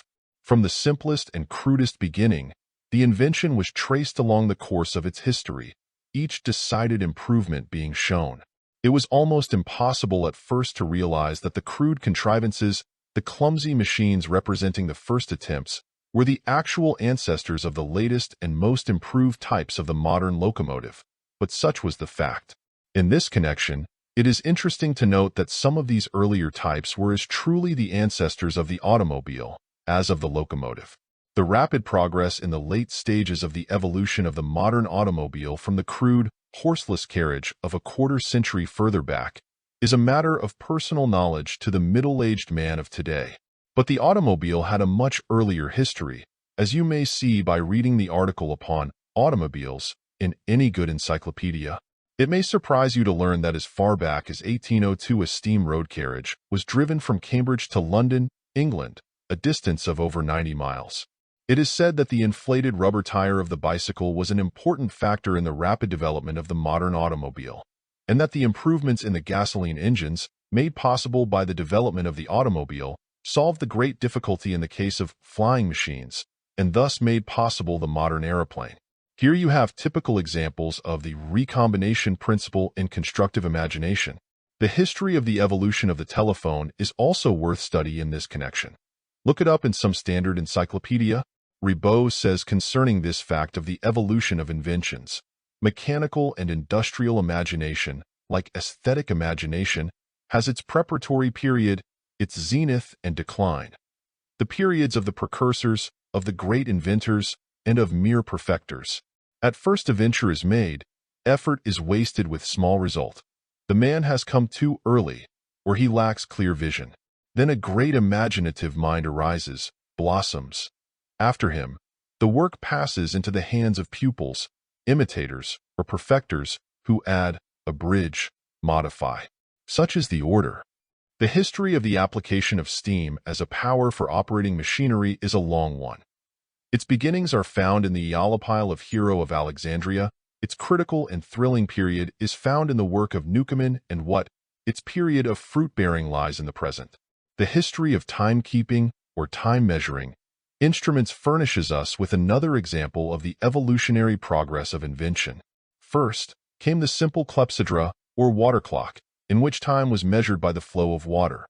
Then came a water gauge causing a hand to move around a dial, the two hands, indicating hours and minutes, respectively. Then came a great improvement, i.e., the addition of weights, by means of which the clepsydra became a true clock. This improved clock was at first cumbersome and massive, but gradually became smaller and lighter. Then, Tycho Brahe contrived a clock form capable of measuring seconds of time. Then came another great improvement, i.e., Huygens' invention of the spiral spring replacing the weights. The clock gradually evolved into the crude, large, and cumbersome watch.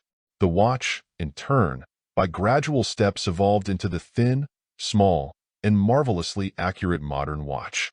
Man observed the efficient natural instruments and implements of the lower animals, and began to improve upon them. He employed the models of the sharp cutting teeth of the rodents as the designs for his evolution of the axe, the chisel, the saw. From the woodpeckers, he borrowed the idea which he gradually worked out in the form of the auger, the gimlet, the wimble.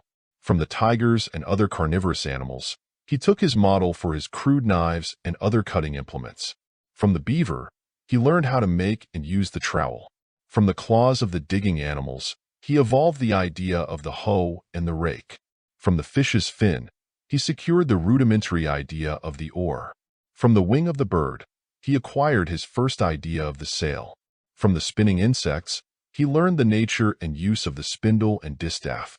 From these humble beginnings arose the marvelous array of the highly efficient implements, tools, and machinery employed by civilized man today.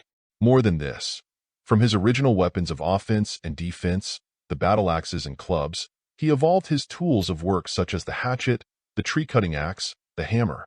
The lifting power of the battle axe, or war club, empirically discovered, gave him his first idea of the principle of the lever. The use of the rude sail developed the idea of the windmill. The rolling log in the water suggested the water wheel to him. The water wheel, first employed to grind grain, afterward was used to saw wood, lift heavy materials, move great hammers. From these rude applications of natural power, he gradually developed the higher and more complex forms now in common use. The use of the horse and the ox to pull trees and logs, itself an adaptation, gradually evolved into the use of these animals to pull chariots and wagons. These in turn were the beginnings of the motor vehicles of today. Ribot says, every invention, great and small, before becoming a fixed and realized thing, was first an imagined idea, a mere contrivance of the brain, an assembly of new combinations or new relations. In inventions, man has imagined to a great extent. By the very law of the complexity of inventions, all inventions are found to be grafted upon one another. In all the useful arts, improvements have been so slow and so gradually wrought that each one of them passed unperceived, without leaving its author the credit for its discovery. The immense majority of inventions are anonymous. Some great names alone survive. But, whether individual or collective, imagination remains imagination. In order that the plow, at first a single piece of wood hardened by the fire and pushed along by human hand, should become what it is today, through a long series of modifications described in special works, who knows how many imaginations have labored. In the same way, The uncertain flame of a resinous branch, guided vaguely in the night, leads us through a long series of inventions to gas and electric lighting. All objects, even the most ordinary and now common, that now serve in our ordinary, everyday life, are condensed imagination. One is impressed by the striking analogy between the processes of invention, as just described, and the processes of grafting in horticulture. Horticultural grafting is defined as the process of taking a shoot or scion cut from one tree or shrub and inserting it in a vigorous stock of its own or a closely allied species so as to cause them to unite, and thus to cause the graft to derive a larger supply of nutritive power than it could otherwise obtain. By reference to the history of any invention, we have given actual illustrations of several. You will see that the new idea image always is grafted upon the stock of some older idea image. The new contrivance is the graft of a new contrivance upon an earlier contrivance either of nature or of man. Nature also is seen to proceed in the same way in her processes of creative evolution. Bergson tells us that creation and evolution are but two names for the same universal creative process. All creation is evolution and all evolution is creation. He says, a great creative process is in progress, sweeping everything along in its course. The actual present is all existence gathered up in this creative process. The past is also gathered up into it, exists in it, is carried along in it, as it presses forward toward the future. It is an unceasing becoming, which preserves the past and creates the future. It is creative evolution, a process in which past, present, and future are involved. Psychologists and philosophers alike are in agreement concerning the fundamental fact that even the highest forms of constructive imagination are dependent upon the raw materials of reproduced sense experiences, and that constructive imagination can build only with these materials, for it has no others with which to build. But this fact has been overemphasized, in some cases to even such an extent that the term creative has been tacitly denied to even the highest activities of the constructive imagination. This particular view is too often presented as the whole truth, the other half of which must be supplied in order to perfect the whole. We ask you to consider the following statements expressing and illustrating the opposing viewpoints, for we wish you to perceive the truth in both of its aspects, and thus see the thing as it is. Thought from the first of these two respective viewpoints furnishes the report that even the most efficient constructive imagination is tied to the stake of perception by a cord of greater or less strength. In this view, the imagination is held to be entirely dependent for its working materials upon the perceptions arising from sense experience. Those holding to this view argue that, because of this fact, the imagination is not truly a creative power, that, inasmuch as it does not create its own materials, and must draw its materials from outside of its own realm, it does not truly create, but merely puts together, in more or less new combination, the materials which it obtains from without. Say these reasoners, the imagination is entirely dependent upon outside materials for its constructive work. It is limited to the materials obtained through the experience of its owner, or those of others. These thinkers point out that the imagination is like a builder who uses the material of a disorderly pile of bricks in order to build a fine house, or like the watchmaker who puts together the numerous parts of the intricate timekeeper, or like the artisan who, employing masses of metal, makes an engine, a sewing machine, a bicycle. Carrying this idea to its logical conclusion, we may say, as one writer points out, that thus a painting is a mere combination of forms and colors, an oratorio of sounds, an epic poem of words or ideas previously existing in the mind. The elements of a poem like Paradise Lost, its streams, flowers, angels, and deities, were all in the mind of the poet before he began to write, and all that imagination did was to combine them into one harmonious whole. In short, in this view, imagination is merely the power of combination. It does not include the true creative element. Its materials are previously existent. All that imagination does it to put them together. Thought from the second viewpoint furnishes a somewhat different report, its argument being more or less of the nature of what in legal procedure is known as a demurrer. A demurrer, in plain language, asks the question, well, even admitting that what you say is so, what of it? The demurrer asks judgment on this point, whether the matter alleged by the opposite party even assuming it to be true, is sufficient in law to sustain the action or the defense, as the case may be. Say this set of reasoners: we admit that the imagination does not create something out of nothing, and that its creative work is performed by combining, arranging, adapting, or weaving the raw materials furnished by perception, apperception, and experience. But is this not true of all other kinds of creative work of which the human mind has any knowledge? Does the human mind know of anything having been made from nothing? Can it form a conception of any such happening? Is not the term creative a statement of the act of putting together, combining, manufacturing, making, composing, constituting something from other things? If this be so, and it is beyond question true, then the opposing side is merely quibbling over the meaning of a word and are not dealing with facts. These thinkers say further: the opposite side has told but a half-truth, not the whole truth. That which is withheld is as important as that which has been stated. Every work of art, every process of reasoning, every product of hand, brain, reason, imagination, or their combinations, is a composition, a joining, a fusing, a welding, a putting together. Sounds are combined in music. Words are combined in a poem. Colors are combined in a painting.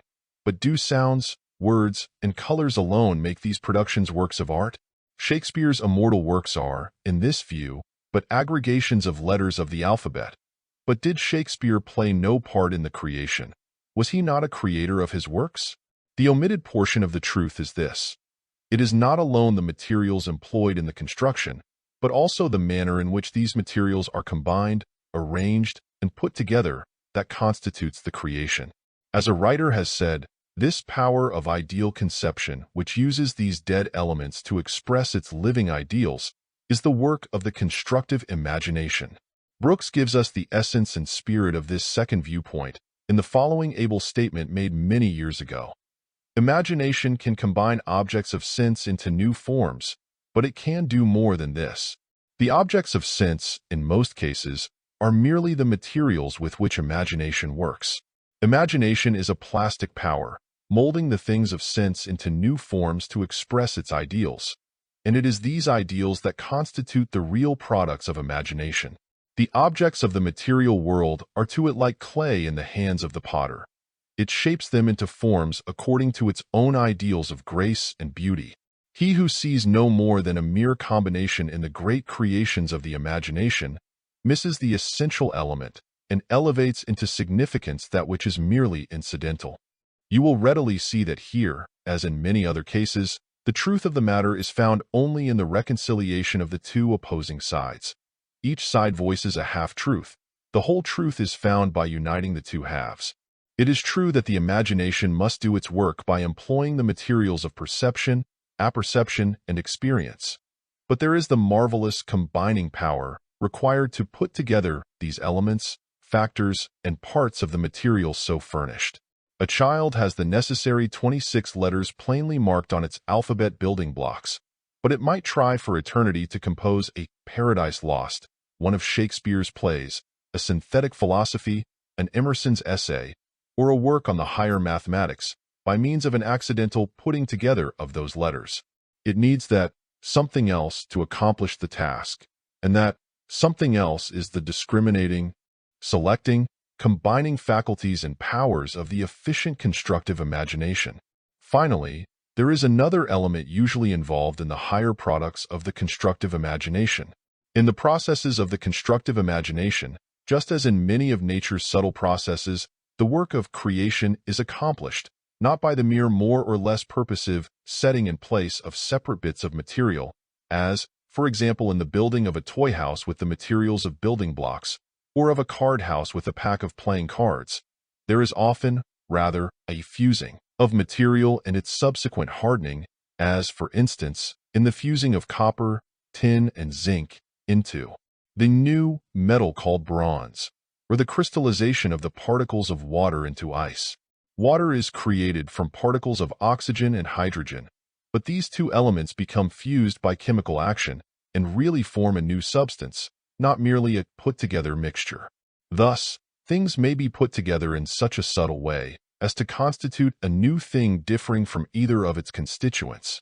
A thing is often more than the mere sum of its parts. To this sum must be added the new element of mutual relation, or working relation. This new element figures largely in the creative processes of constructive imagination. Thus, King Milanda's chariot, in the ancient Buddhist story, consisted not alone of its several parts, but also of the arrangement, mutual relations, and working unity of those parts, these last-mentioned elements being supplied by the constructive imagination of the designer of the chariot. Again, the color, green, is composed of yellow and blue. Yet green is a true color, differing from either of its compositive parts, or from both of them when not united. Ribot says, all creation whatever, great and small, shows an organic character. It implies a unifying, synthetic principle. Kalatza says, we know nothing of a complex psychic production that remains simply the sum of its component elements, each preserving its own character with no modifications. The natures of the components disappear in order to give birth to a novel phenomenon that has its own and particular features. The construction of the imaginative ideal is not a mere grouping of past experiences. In its totality, it has its own individual characteristics, among which we no more see the composing lines than we see the components, oxygen and hydrogen, in water. Wundt says, in no scientific or artistic production does the whole appear as made up of its parts, like a mosaic. Mill says that imaginative creations are cases of mental chemistry. The facts bear him out in the statement. Neither should it be forgotten that a very high order of mental activity is manifested in every process of true constructive imagination. The mental powers of comparison, discrimination, deliberation, judgment, and selection are involved in the higher processes of constructive imagination. The imaging powers produce and exhibit a great number of images, each of which is a candidate for the office which constructive imagination is striving to fill properly and adequately. Here we have another instance of the struggle for existence and the survival of the fittest. Here, many are called, but few are chosen. Image after image is produced, examined, tested, and then either rejected or else either tentatively or permanently accepted. The processes of comparison, deliberation, discrimination, selection, and judgment are manifested in constructive imagination as truly as in the processes of the will. Constructive imagination selects its material quite as truly as does the builder of houses or bridges. Imperfect material is rejected, and doubtful material is subjected to a test or experiment. Constructive imagination is not at the disposal of every image that appears in its field of mental vision. Instead, it exercises its power and prerogative of choice and decision, as truly as do reason and will. In fact, the presence of logical thought is manifest in the higher processes of constructive imagination, the two classes of mental activities being so closely interwoven in many cases that it is quite difficult to distinguish between them. Reason scrutinizes closely the images which present themselves as candidates for admission to the inner chambers of the mind. Many appear, but few are accepted. Only those are admitted which comparison determines to be fitted for the requirements of the purpose occupying the field of attention. As a writer says, the inventor never thinks harder than when he is comparing his images with each other and rejecting the unfit. Thought also enables him to change an image in conformity with a certain plan. Another says, the predominance of the exact logical processes establishes from the outset the difference between the imaginative dreamers and the imaginative thinkers. Wundt, indeed, goes still further when he lays down the rule that imagination is, in reality, a thinking in particular sense ideas. As such, it is the source of all logical or conceptual thought. And a leading teacher says, the man who does not think in images will never be a clear thinker, and those who are compelled to follow him are to be pitied. Thus, you see, that just as in your logical thought you should avail yourself of the powers of constructive imagination, so in the processes of constructive imagination you should always endeavor to coordinate the powers of logical thought with those of the strictly imaginative faculties. End of chapter. Chapter 7. Creative Composition. The general rule tells you to weigh the various factors one against the other, taking into consideration the associated and related values of each in the general idea, plan, or purpose. Determine in this way which are the primary factors involved, which are the secondary, and which are the lesser values. Concentrate on the prime factors, and make these the central points in your process of constructive imagination, the focal centers around which you purpose grouping the associated factors or elements. The general rule also tells you then to experiment by tentatively placing the secondary factors in association with and relation to the prime factors, regardless of how improbable and incongruous at first may seem such association and relation. Around the letter A, build alphabet block combinations of the letters B, C, D, E, F, G, etc. blocks to see if they make sense or if they suggest anything of rational meaning to you. Discard all combinations that seem lacking in utility, but only after actually making the test and experiment. When there are several apparently satisfactory or fairly promising combinations, weigh these one against the other to determine their comparative values, discarding the lesser values and retaining the greater, until you have secured the survival of the fittest. Then proceed to test out the lesser factors in the same way, working out all the details of the plan. In the above stated principles of the general rule, there is condensed the statement of the general methods employed by man in all of his inventive processes, from past time to the present, and in fact, the methods seemingly employed by nature herself. There is, therefore, nothing entirely new in the method. The newness, however, is there. It consists of the fact that man has discovered how to apply this method consciously, deliberately, systematically, and scientifically, instead of blindly, instinctively, haphazardly, and in a hit-or-miss manner. Modern psychology has simply harnessed this mental process and now drives it under perfect control. Thus, the old method becomes a new one because applied in a new way. The old-new method has been given several names. Perhaps the name creative composition fits it as well as any, so we shall employ it here. Composition means the act of composing, putting together, joining together, uniting, associating, correlating.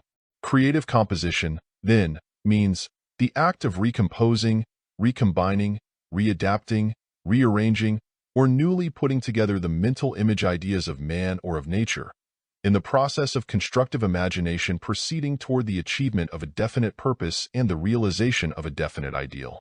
In creative composition, you begin with the building materials of mental image ideas which you have gathered together and arranged according to a convenient and efficient classification. For the purpose of a familiar illustration of the scientific principle involved, let us ask you to think of these building materials of mental image ideas as resembling the familiar building blocks of childhood. You have the general idea of your definite purpose and definite ideal before you. You perceive clearly the obstacle which you wish to overcome, the new means to an old end, or new ends for old means, the bridge which you wish to build over the space separating the two sides of the stream of ideas. How shall you proceed to accomplish these ends by means of your imaginative building blocks? The answer is, simply as the child proceeds when he wishes to build the structure which he has in mind, i.e., by taking up the various building blocks of various sizes and forms and experimenting with them. The child puts this block alongside of that block, and finding that the combination will not answer, he continues to make new and still newer combinations, until at last he discovers the combination that will work. If you will examine the history of inventions and scientific discoveries, you will find that the great triumphs in these respective fields have been made in just this way. The two terms experiment and experience are closely connected. Both have the same origin. Both spring from the Latin word experiere, meaning to try. Experiment is a trial or test made with the hopes of discovery. Experience is the knowledge gained from experiments. All inventions, all scientific discoveries, all results of constructive imagination proceed along the line of experiment, trial, tests, putting this and that together to discover how it will work. This is the whole story, told in a few words. In working toward the achievement of your definite purpose and definite ideal through the constructive imagination, you must put this and that together, along the lines of experiment, trial, and test. You must arrange your imaginative building blocks, first in this new combination, and then in that one. You must at times even break apart some of the blocks, using portions of them to add to others, and thus to form new combinations. You must proceed with the idea that, somewhere in these blocks there abides the certainty of a successful combination, and it is up to me to find it. In your imaginative building blocks there is hidden the secret of the exact combination for which you are seeking, You can discover this only by experiment, and if you continue to experiment faithfully and intelligently, you will surely discover the solution of the problems. Here is the process reduced to a familiar illustrative formula. You have 26 imaginative alphabet blocks before you for your experiment, each block having a letter of the alphabet stamped on its face, from A to Z, inclusive. You start by taking the A block and combining it with the B block, then the C block, and so on until the Z block is reached. If the desired combination is not reached in this way, you begin with the B block and test it with all the blocks from C onto the end of the list. Then try the combination of the C block with all the others, in turn, from D downward. By continuing this process sufficiently long, you will exhaust the possibilities of the two-letter combinations. If necessary, you may then proceed to experiment with the three-letter combinations, following the same general rule. Then, if necessary, proceed with the four-letter combinations in the same way, and so on, if the desired result is not obtained, until the blocks have been tried and tested in every possible combination or arrangement, order, and sequence. By this process, extended to its utmost limits, you will in turn have formed the combination of every one of the many thousands of words in the largest English dictionary. Stop to think of it for a moment.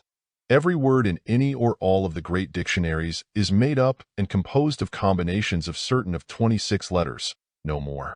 And a list of new words, exceeding in number the known words, could be composed and made up in the same way. But, of course, in the actual practice of creative composition, you will not be faced with so formidable and so complicated a task as that above illustrated.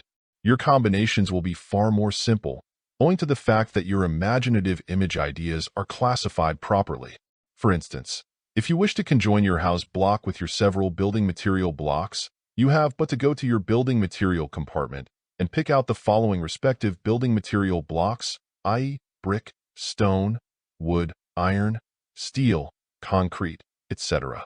If you wish to form a combination between the image idea of some utensil and some undetermined particular kind of metal, you have but to test your metallic utensil block with each of the following metal class blocks, i.e., iron, copper, gold, silver, nickel, zinc, platinum, lead, tin, antimony, manganese, mercury, aluminum, cobalt, tungsten, etc.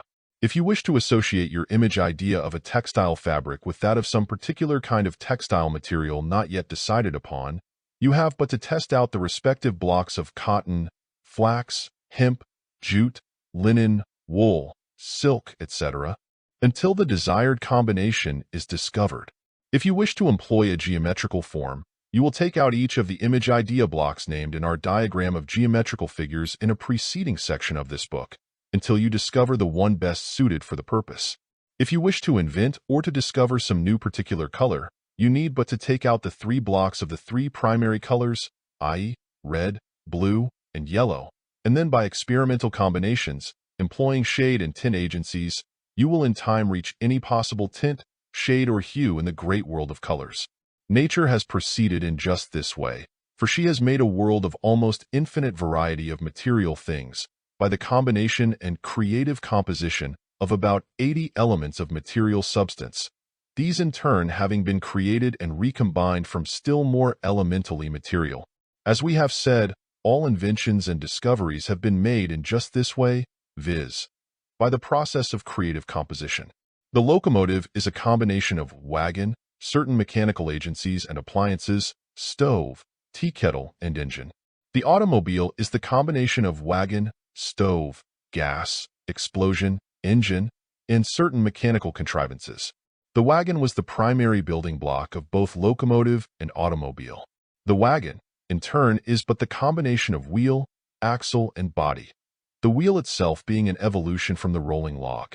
The aeroplane is but a combination of kite, engine, and propeller, all old ideas formed by creative composition into a new one. The steamboat is but the idea of boat plus steam engine and mill wheels. The primitive boat itself was but the combination of floating log plus the idea of hollowing out.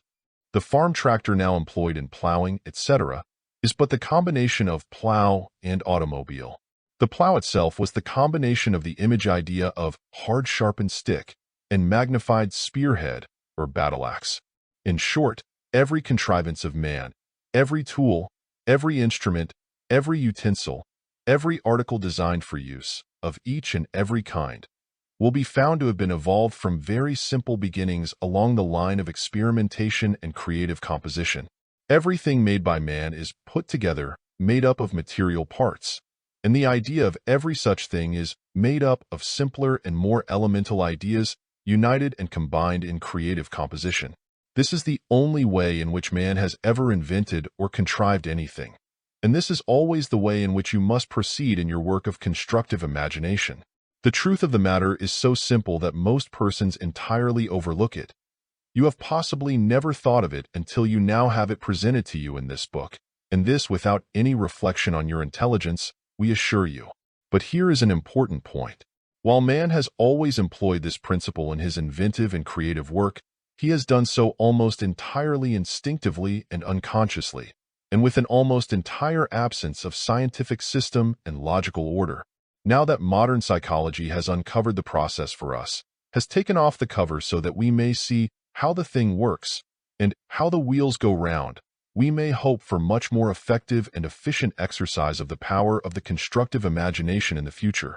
Already a number of great inventors and scientific investigators have taken advantage of the new teaching of psychology concerning this phase of mental operation, and they have thereby attained results far superior to those possible under the old hit-or-miss methods. Artists and writers, also, employ the same general methods of creative composition, though in most cases in a more or less haphazard and instinctive way. The various characters, situations, scenes, and combinations of pictures, stories, and plays are gathered together from a comparatively small list of elements, the great variety of results arising from the many possible combinations and arrangements of these few elements.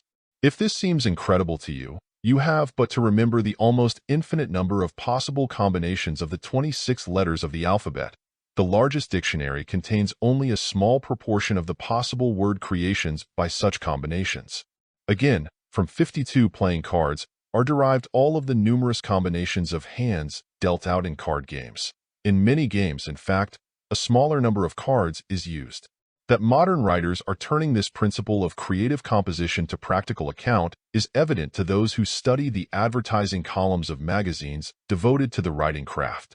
For instance, there is advertised a book for store writers called The 36 Dramatic Situations, which is described as follows: a catalog of all the possible situations that the many relations of life offer to the writer.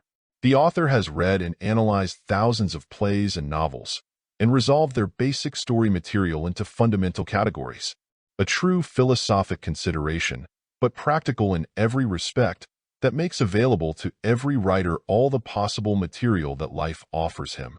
Again, there is advertised a book called The Fiction Factory, which is described as follows: a writer who wrote thousands of stories and made thousands of dollars by setting up a story mill tells how he did it, and gives a record of his work in this instructive, stimulating book. It should be in the hands of everyone interested in how authors do their work. You may smile at these advertisements and shrug your shoulders, but you buy and read the stories so composed. Jack London, the popular novelist, in his story of Martin Eden, which many regard as being largely autobiographical, pictures his hero as busily engaged in writing newspaper storiettes for the syndicates which supply them to the newspapers in all parts of the country. These productions were what are known as potboilers, of course, written hastily to meet the popular demand and to gratify the popular taste. Martin had not yet arrived at the place and time where his more finished, more subtle, and more realistic efforts were appreciated by readers and accepted by publishers. London pictures Martin busily engaged in reading over his rejected storiettes, and thus finding out how not to write such productions, as well as just how to write them. He found out what to put in and what to leave out. In this way, he worked out a perfect formula. This formula consisted of 3 parts, viz. 1. A pair of lovers jarred apart. 2. They are united by some deed or event. 3. Wedding bells. He reached the conclusion that the 3rd part was an unvarying quantity, but that the 1st and 2nd parts could be varied an infinite number of times. The application of the formula, in London's own words, was as follows: thus, The pair of lovers could be jarred apart by misunderstood motives, by accident or fate, by jealous rivals, by irate parents, by crafty guardians, by scheming relatives, and so on and so forth. They could be reunited by the brave deed of the man-lover, by a similar deed of the woman-lover, by change of heart in one lover or the other, by forced confessions of a crafty guardian, scheming relative, or jealous rival, by voluntary confession of same, by lover storming girl's heart, by lover making long and noble self-sacrifices, and so on, endlessly. It was very fetching to make the girl propose in the course of being united, and Martin discovered, bit by bit, other decidedly piquant and fetching ruses. But marriage bells at the end was the one thing that he could take no liberties with. The author relates that Martin soon worked out half a dozen stock forms, which he always consulted when constructing storiettes.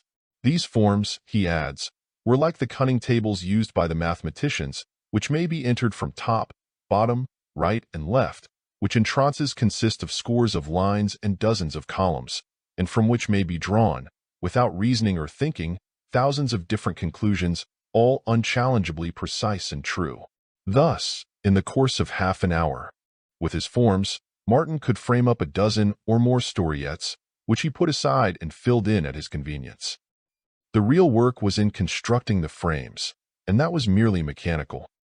He had no doubt whatever of the efficacy of his formula. His machine-made storiettes, though he hated them and derided them, were successful. We have also read the story of the early life of a great painter of whom it is told that in order to keep the wolf from the door he painted stock pictures for the trade pictures bearing a fictitious name, which were designed for sale at the popular auction houses of that time. He could paint such pictures in a day or two, sometimes in a few hours, in fact, and, in spite of their hasty preparation, they showed signs of merit and skill, if not of genius, and appealed to the taste of those attending the auction sales. They sold well and served to keep the pot boiling. His main difficulty was that of providing subjects for his pencil and brush, so he set to work to overcome this difficulty. Like Martin Eden, he discovered a formula. He invented a system. He prepared a series of cardboard discs. Upon each disc he wrote the name of some main element or detail of a picture. The 4 seasons each were thus noted, each suggesting the associated facts of scenery: mills, meadows, hills, mountains, the sea, lakes, forests, etc. Each were noted down. Thus he had at his disposal several hundred elements or details of a popular picture. He made a great combination wheel of his discs, so arranged that when he gave the wheel a twirl, it would finally come to rest with a number of details appearing directly under the arrow point placed just over the top of the wheel. Thus he would read, for instance, autumn, hill, lake, old mill, etc., etc., and he would then have the general subject of his picture, the details and treatment to be supplied from fancy, inclination, and the mood of the moment. In this way he avoided too marked monotony, too much repetition, and, above all, too much time and thought expended upon hunting for subjects. Sordid, mere mechanical construction, prostitution of talent, you may say. Well, perhaps so. Yet the plan accomplished the purpose and overcame the obstacles. In each case it served as a stepping stone to better things. The real fault was in the cheapness and superficiality of the work, in its absence of animating spirit, not in the mechanism of arranging and combining details. For even the greatest artist and writer must have his mechanism, as well as his genius and inspiration. You would be surprised to learn how laboriously the materials and the combinations of the great artists, writers, and playwrights are obtained and conjoined. You see only the finished product. You lose sight of the mental mechanism which built it up. Yet that mechanism is always there. It must be there. Art serves to conceal it, but not to dispense with it. The machinery is always present and active, though there be also present the God in the machine. Even God or nature employs machinery in creation. We shall close our consideration of the methods of efficient constructive imagination by reminding you that the general rule finally tells you. Having reached at least a fairly satisfactory working plan, idea, invention, or solution of your problem, you should then carefully detach yourself from it. You should move from your personal point of view and try to see it as others will see it. Try to imagine the effect it will have on the persons whom you wish to be interested in your finished product. how it will meet with their requirements, satisfy their wants, arouse their desires for it, etc. Your own created conjunction, plan, method, design, or invention naturally will seem to you as the infant does to its mother. No mother is an unprejudiced critic of her own baby.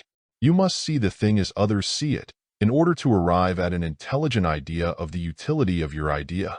You must use past experience, reason, judgment, discrimination, and cool decision in this latter testing process. The above statement speaks for itself and is sufficiently comprehensive to stand alone. All that we wish to add is these few words. If your detached inspection and survey convinces you that your work will not fill the requirements of those for whom it is intended, then, back to the mental workshop with it. You will be able to cure the defects, strengthen the weak points, and to reshape the form in accordance with the heart's desire of those who must be satisfied by precisely the same methods already employed. Find out first what is required, then adapt these new factors to the old form by the same old method, and the desired result will be obtained. The principle is universal in its application and will fit any case to which it is applied. It is as invariable as the laws of mathematics. But, like those laws, it requires skill, patience, work, and determination to apply it to difficult problems. We can close our treatment of the subject of efficient constructive imagination in no better way than by quoting the statement of Herbert Spencer, in which he attributes to constructive imagination the rank of the highest intellectual faculty.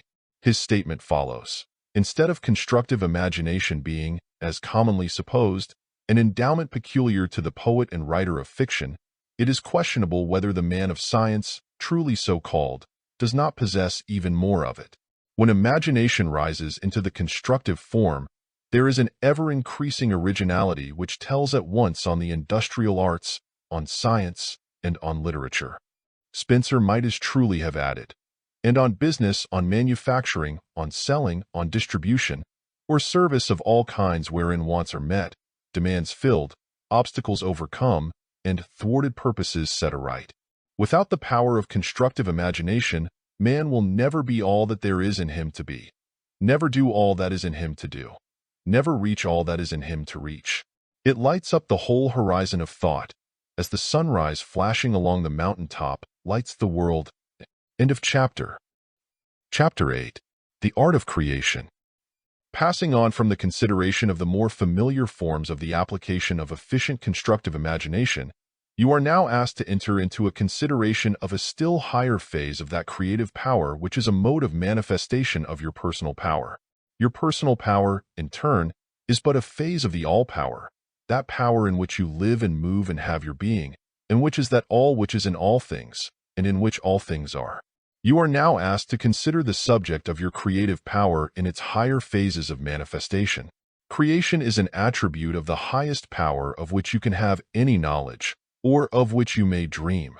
Whatever else the supreme power may be, or may not be, it must be conceived as creative power.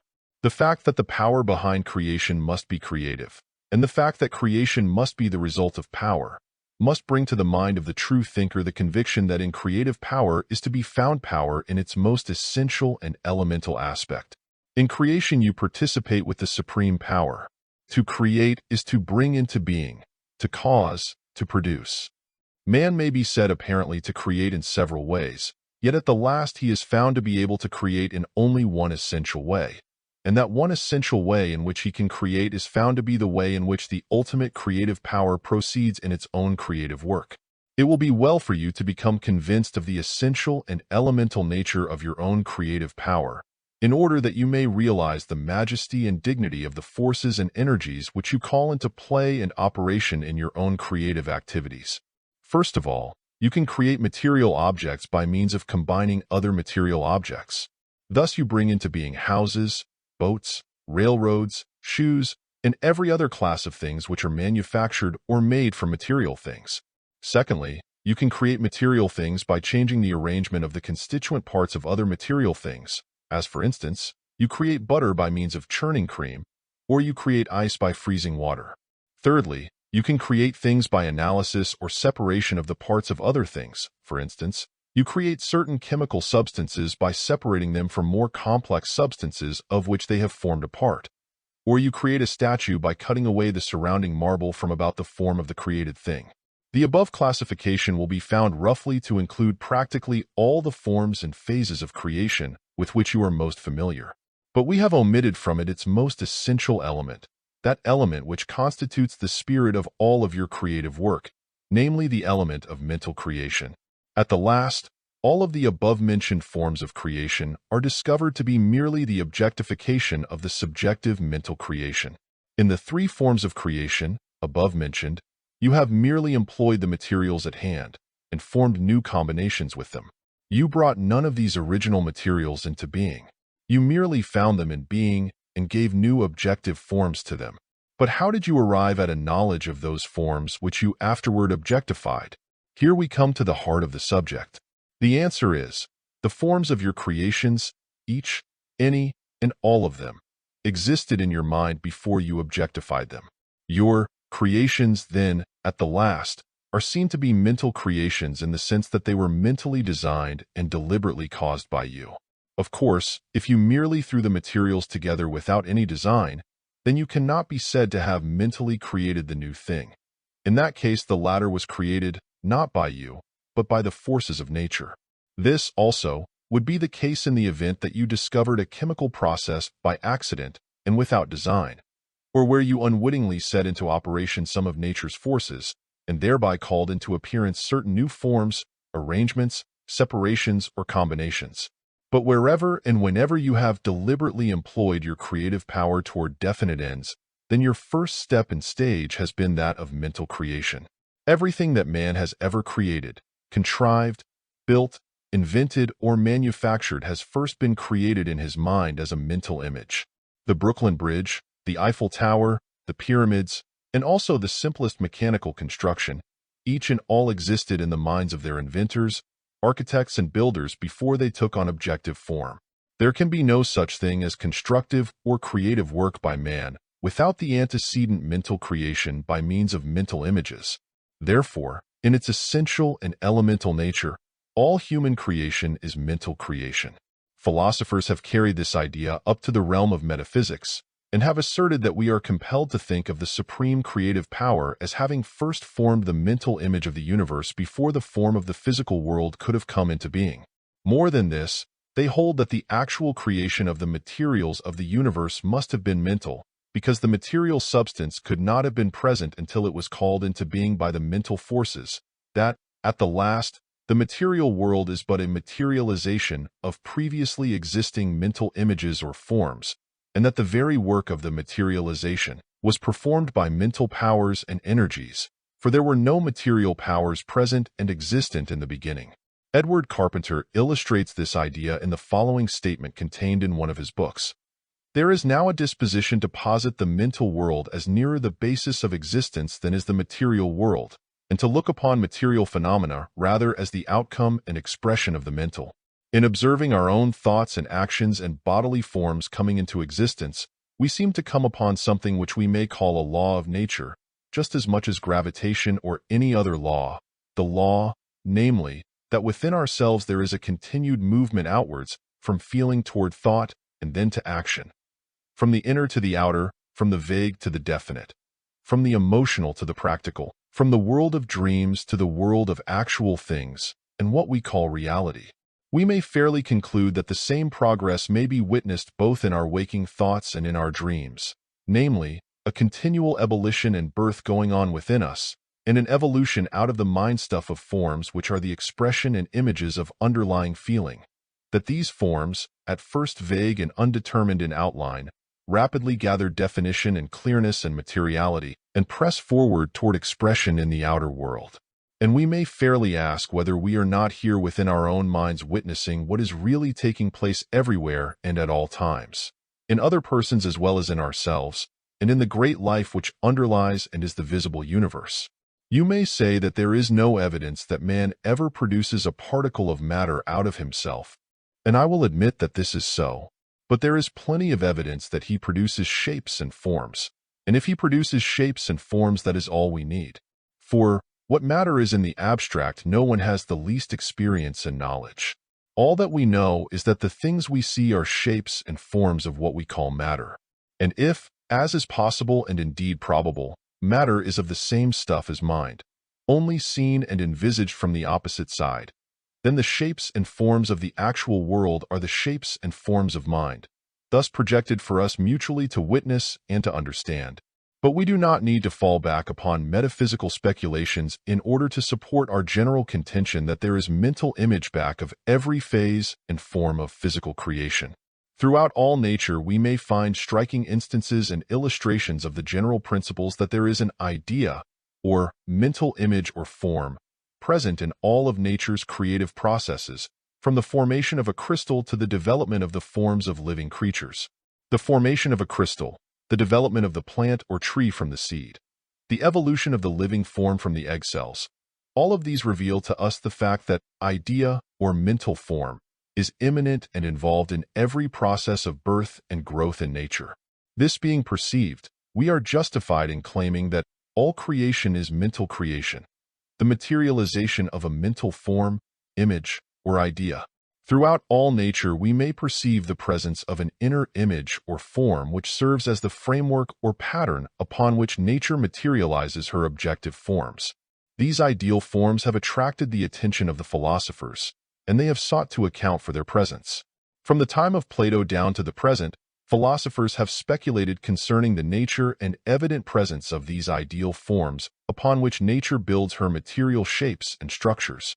In the above quotation from Carpenter, you will note the reference to the evolution out of mind stuff of forms which are the expressions and images of underlying feeling.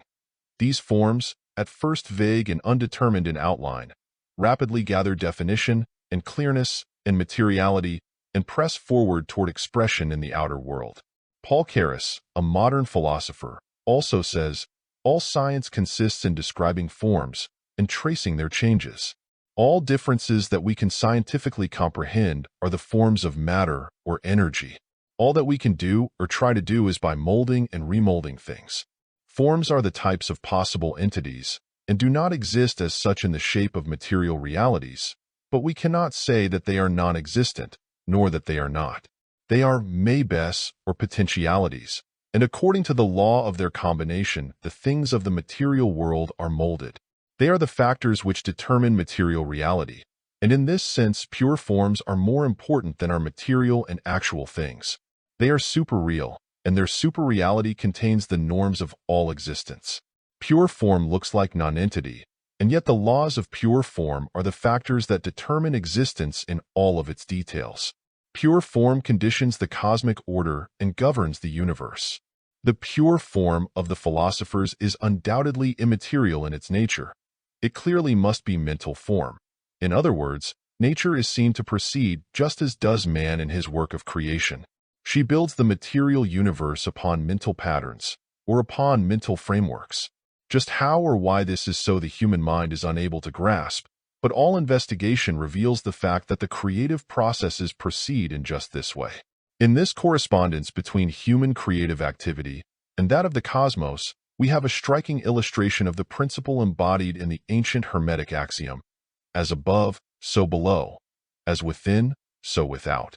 The macrocosm and the microcosm evidently work under the same laws and manifest according to the same general principles. Beginning with the particles of which the atoms are composed, and with the atoms of which all forms of matter are composed, we see the creation of material forms apparently proceeding in accordance with some pre-existing pattern, ideal form, type, or idea. Atoms group themselves in certain combinations, forming certain elements of matter, all of which forms are true to general types, and are as nearly identical as the bits of metal which are cut out by the same die or else produced from the same mold. This uniformity and adherence to type certainly is explainable only upon the hypothesis that before the material form is produced there must exist some pattern, type, idea, or mental form which governs the materialization. There is no hit or miss or higgledy-piggledy arrangement of the atoms. They group themselves according to typical forms, and these forms must exist ideally before the material form can be produced. That which we call the inner nature of anything is really a combination of certain inherent mental forms, which are constantly striving to express themselves in action and objective appearance. The inner nature of the atom is clearly represented in and by its activities, The inner nature of the animal is likewise so represented by its action and its physical form. The voluntary, self-moved, spontaneous actions of any particular thing clearly represent the inner nature of that particular thing. The differences between classes of things result from the difference in the inner natures, and the inner natures are merely the ideal forms or types, the mental images, which constitute the elemental and essential basis of the character of those things. The operation and manifestation of these inner natures, or creative ideal forms, has a striking illustration in the case of the crystallization of the minerals or chemical elements. These crystals are formed in the mother liquor according to well-known and clearly defined shape, form, and order. Each species of crystal has its own particular form and arrangement. Some have a range of several of such forms, each, however, being true to type and pattern. Each species of crystal obeys its own order and rule concerning its form. Crystals grow just as do plants, according to a certain pattern and type form. These forms and orders of arrangement are not caused by outside forces or energies.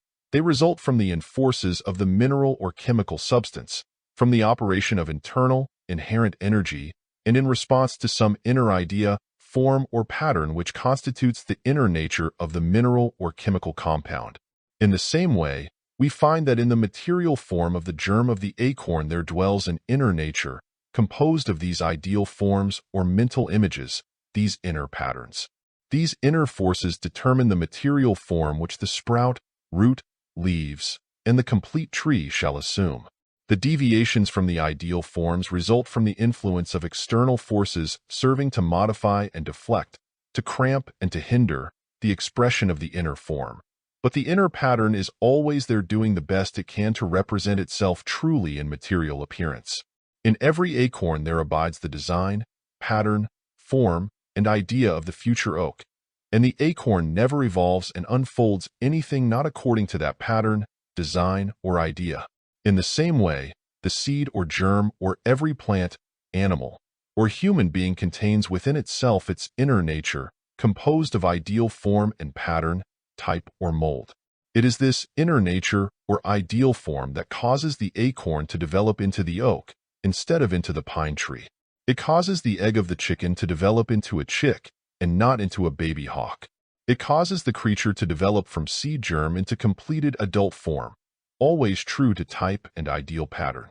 Scientists who have witnessed the unfoldment of living forms from the reproductive cells, or egg body, have testified in glowing words of wonder and admiration to the evident presence of something like a directive mind at work in the processes underway in the tiny speck of protoplasm which we call the reproductive cell or egg of the animal.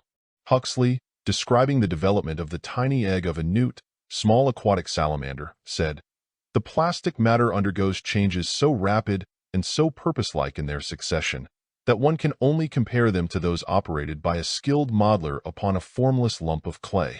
As with an invisible trowel, the mass is divided and subdivided. Then, it is as if a delicate finger traced out the lines to be occupied by the spinal column and molded the contour of the body, pinching up the head at one end, the tail at the other, and fashioning flank and limb into due salamanderan proportions, in so artistic a way that, after watching the process hour by hour, one is almost involuntarily possessed by the notion that some more subtle aid to the vision than the achromatic lens would show the hidden artist, with his plan before him, striving with skillful manipulation to perfect his work." The same great scientist, speaking of the continued life of the newt, says, "As life advances and the young amphibian ranges the waters, the terror of his insect contemporaries, not only the nutritious particles supplied by its prey, by the addition of which to its frame growth takes place, are laid down, each in its proper spot, and in due proportion to the rest, so as to reproduce the parent stock, but even the wonderful powers of reproducing lost parts, which are possessed by these animals, are controlled by the same governing tendency. Cut off the legs, the tail, the jaws, separately or all together, and these parts not only grow again, but the new limb is formed on the same type as those which were lost. The new jaw, or leg, is a newt's and never by an accident more like that of a frog." In the above graphic word picture of Huxley, we catch a glimpse of the subtle, silent manifestations of this materialization of mental images in nature. For the same kind of processes are underway on all sides of us, on all planes of nature's activities, and in all of her phases of life processes. There is constantly underway a process of growth, production, reproduction, building, repairing, replacing, and general creative construction. And in each and all such forms and phases we may see the presence of a given pattern, form, type or mold, an ideal design or scheme upon which the materialization is effected. The governing tendency referred to by Huxley is seen to be none other than the operation of that principle of creative mental form upon which all materialization depends. Moreover, we may see the operation of the same principle in the direction of the variation of form, faculty, and function in the life forms. Indeed, this principle constitutes the directing force of evolution. Lamarck and other scientists have shown us that evolution proceeds not only by natural selection, but also by the unfoldment of ideal forms, or mental images. Thus, the new needs and requirements of the evolving life forms are first manifested as ideal forms, or mental images, patterns, molds, or types, in the subconscious mentality of the creature. These then moving toward representation, expression, and manifestation on the objective, material plane. Thus, the inner nature gradually becomes modified by environment, and the outer form gradually responds to these changes. Illustrating this principle, we call your attention to the fact that certain schools of scientific thought hold that the long legs and long neck of the giraffe were evolved in response to the creative idea working through many generations of its ancestors. The ancestors found it difficult to reach the tender, juicy branches of certain trees, which were needed as food. This need and this difficulty were recognized by the subconscious mentality of the animal, and the creative idea began to shape and fashion the ideal form or mental image of the long legs and long neck, which afterwards manifested in physical form in the descendants of the animal. In the same way were evolved and perfected the long legs and long bills of the wading, fish-catching birds. Again, thus were evolved the cruel beaks and talons of the hawks, eagles, and other carnivorous, prey-capturing birds, and the claws and fangs of the carnivorous animals. In short, many thoughtful scientists recognize the existence and activity in nature of a principle which tends to manifest in objective, material form that which has previously existed as a mental form or ideal image in the subconscious mentality of living creatures. The mental form or ideal image having arisen in response to a strong need, want, lack, or desire of the creature, as in the illustrative cases above cited. The advance guard of the new psychology carries this principle to its logical conclusion when it asserts that the human being is able to set into operation great natural forces tending to produce similar objective results when he deliberately creates strong ideals, and then passes the same down to his subconscious mentality. Here is a hint at a mighty principle. Many persons are disposed to regard as more or less unreal and unsubstantial anything that is purely ideal and mental in its nature. To such we would cite the celebrated rule of Spinoza, viz., a thing has only so much reality as it possesses power. Applying this rule to the ideal forms or mental images underlying material forms, you will discover that such possess a very high degree of reality and substantiality. Ideal forms and creative mental images are not merely such stuff as dreams are made of, but in reality are strong, powerful forces. In fact, many manifestations of natural forces are really efforts toward the expression of the creative idea. The inner form striving to manifest in the outer form often exercises a tremendous force.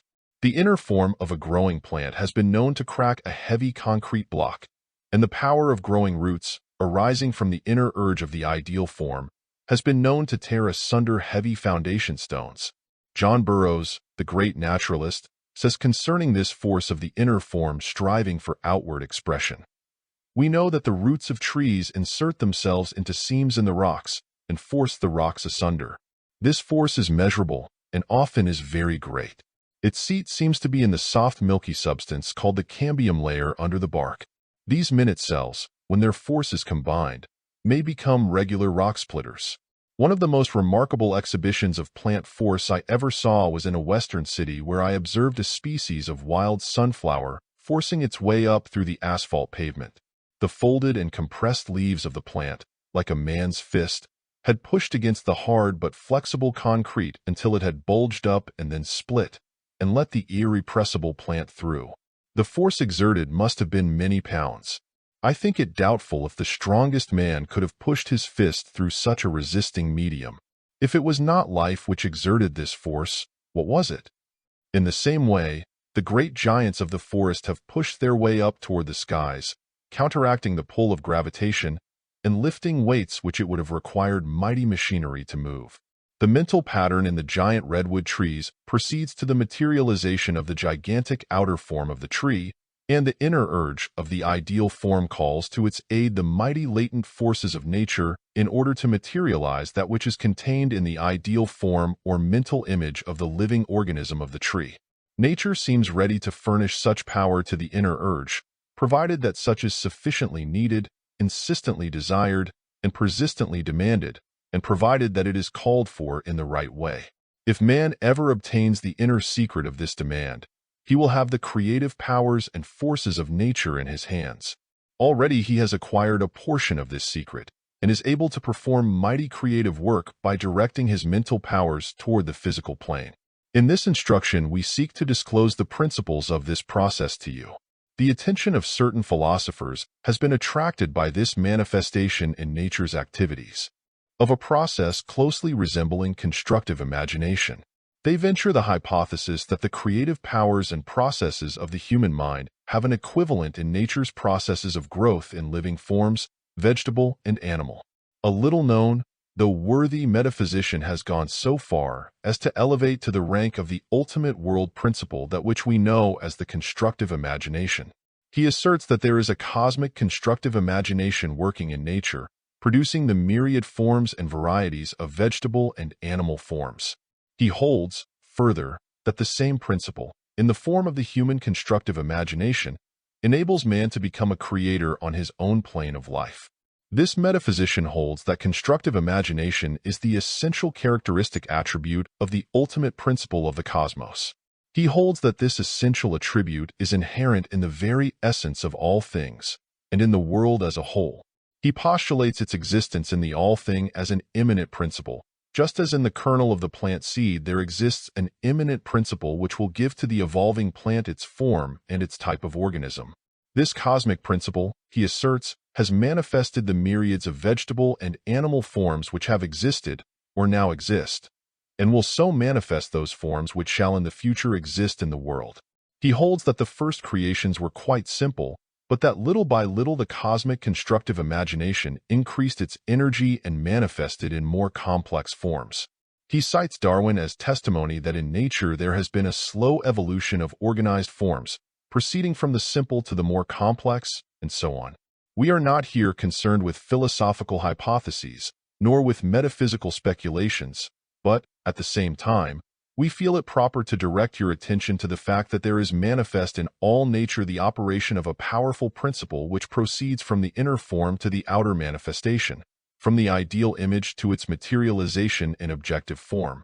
We have given you in the foregoing pages certain typical illustrations of the operation of this natural principle or process. By looking around you at the world of living and growing things, you will be able to perceive countless instances of the operation of the same power, once your attention has been called to it.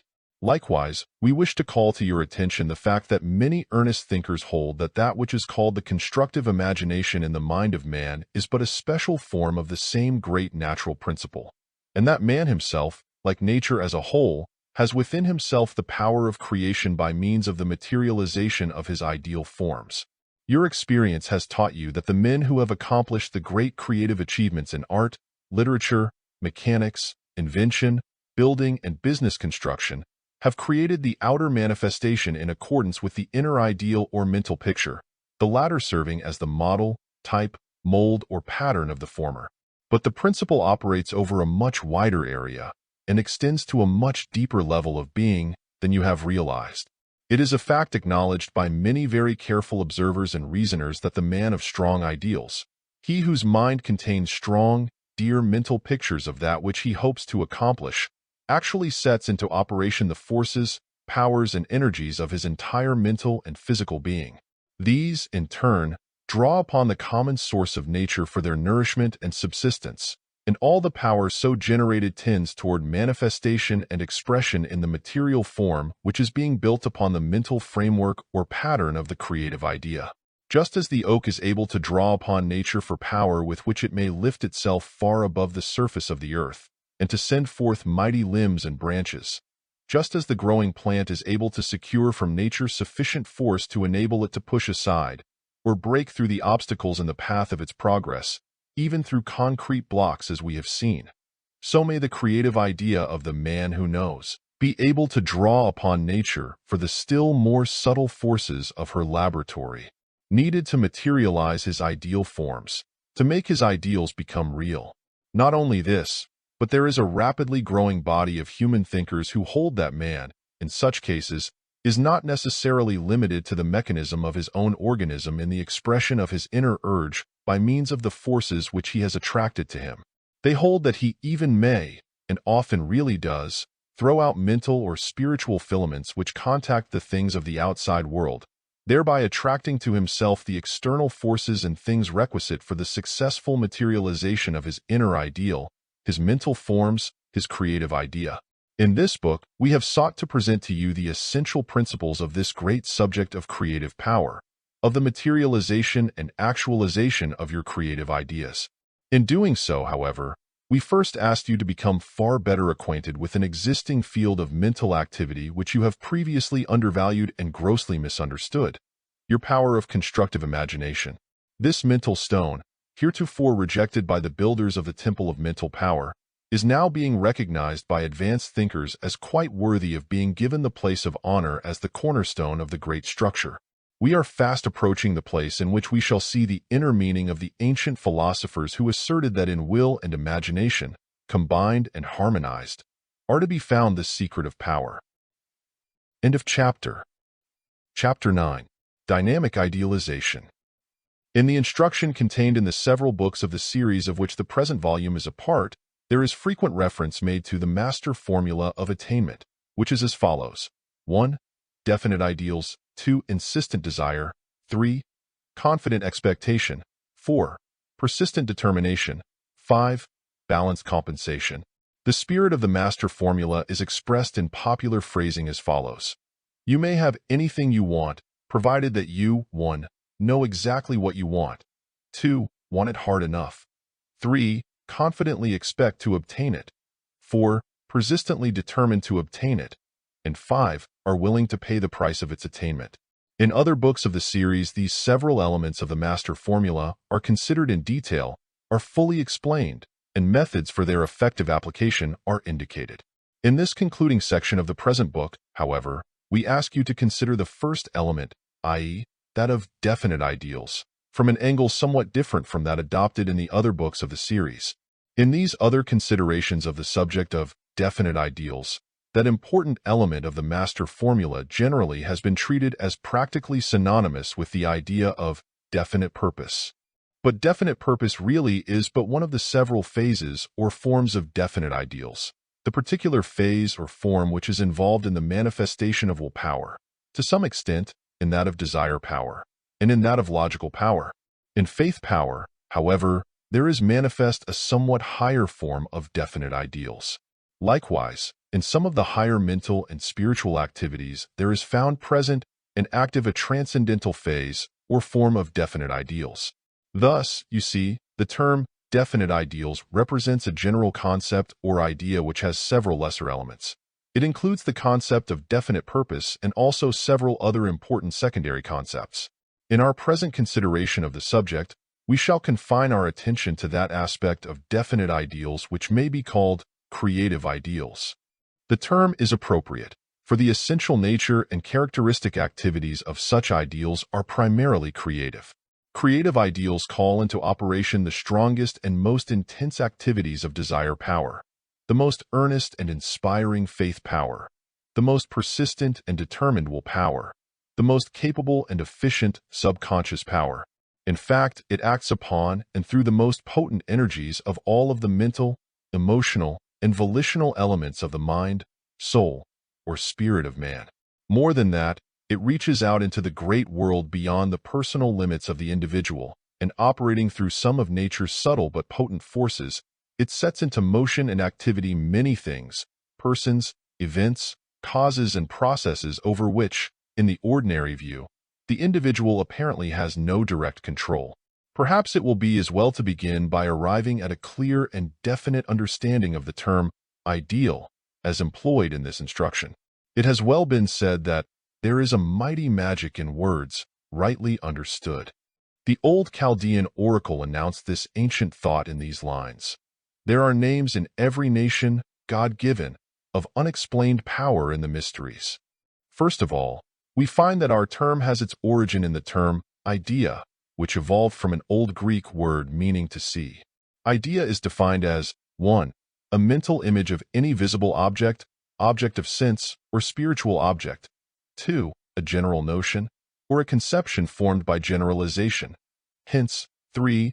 Any object apprehended, conceived, or thought of by the mind. Also, 4. A belief, opinion, doctrine, or principle. And 5. A plan or purpose of action. Underlying all of these meanings is found the essential notion of existing in the mind. An idea is always mental, never material. The term ideal as an adjective means 1. Existing in idea or thought, 2. Existing in imagination only, and 3. Reaching an imaginary standard of excellence, efficiency, beauty, utility, etc. As a noun, the term is defined as a mental conception regarded as a standard of perfection, a model of excellence, beauty, efficiency, utility, etc. Here we have the blending of the two essential attributes, viz. 1. Existing in thought or imagination, and 2. A standard of excellence. Excellence is synonymous with superiority, worth, goodness, greatness. So, in the end, we have a concept of an ideal, defined as a mental image of something of superior worth, goodness, and value, serving as a standard of excellence, beauty, efficiency, utility, etc. As we always desire, hope for, and strive to attain things of superior worth, goodness, and value, the degree of worth, goodness, and value being determined by the comparative resemblance of such things to the accepted standard of excellence, beauty, efficiency, utility, etc. It follows that desire, faith, and will are always, consciously or unconsciously, striving to reach, achieve, or attain an ideal. To the end of such achievement or attainment, the forces of creative power, desire power, faith power, and will power are set into activity. In many cases, the ideal manifests in the form of purpose or plan of action, one of the above definitions of idea, you will remember.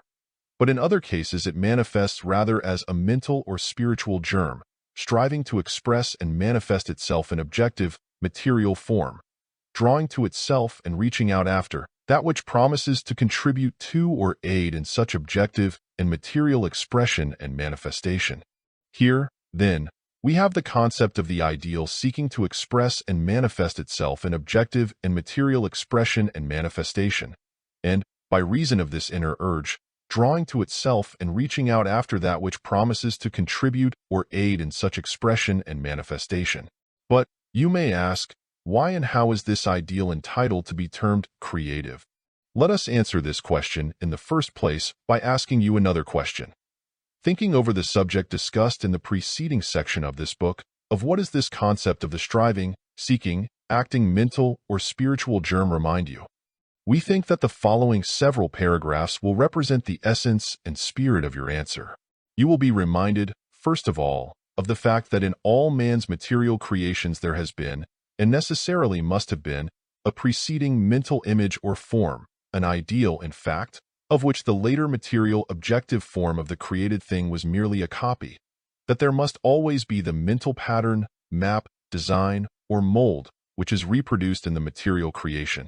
There must always be the inner form, before there can be the outer form.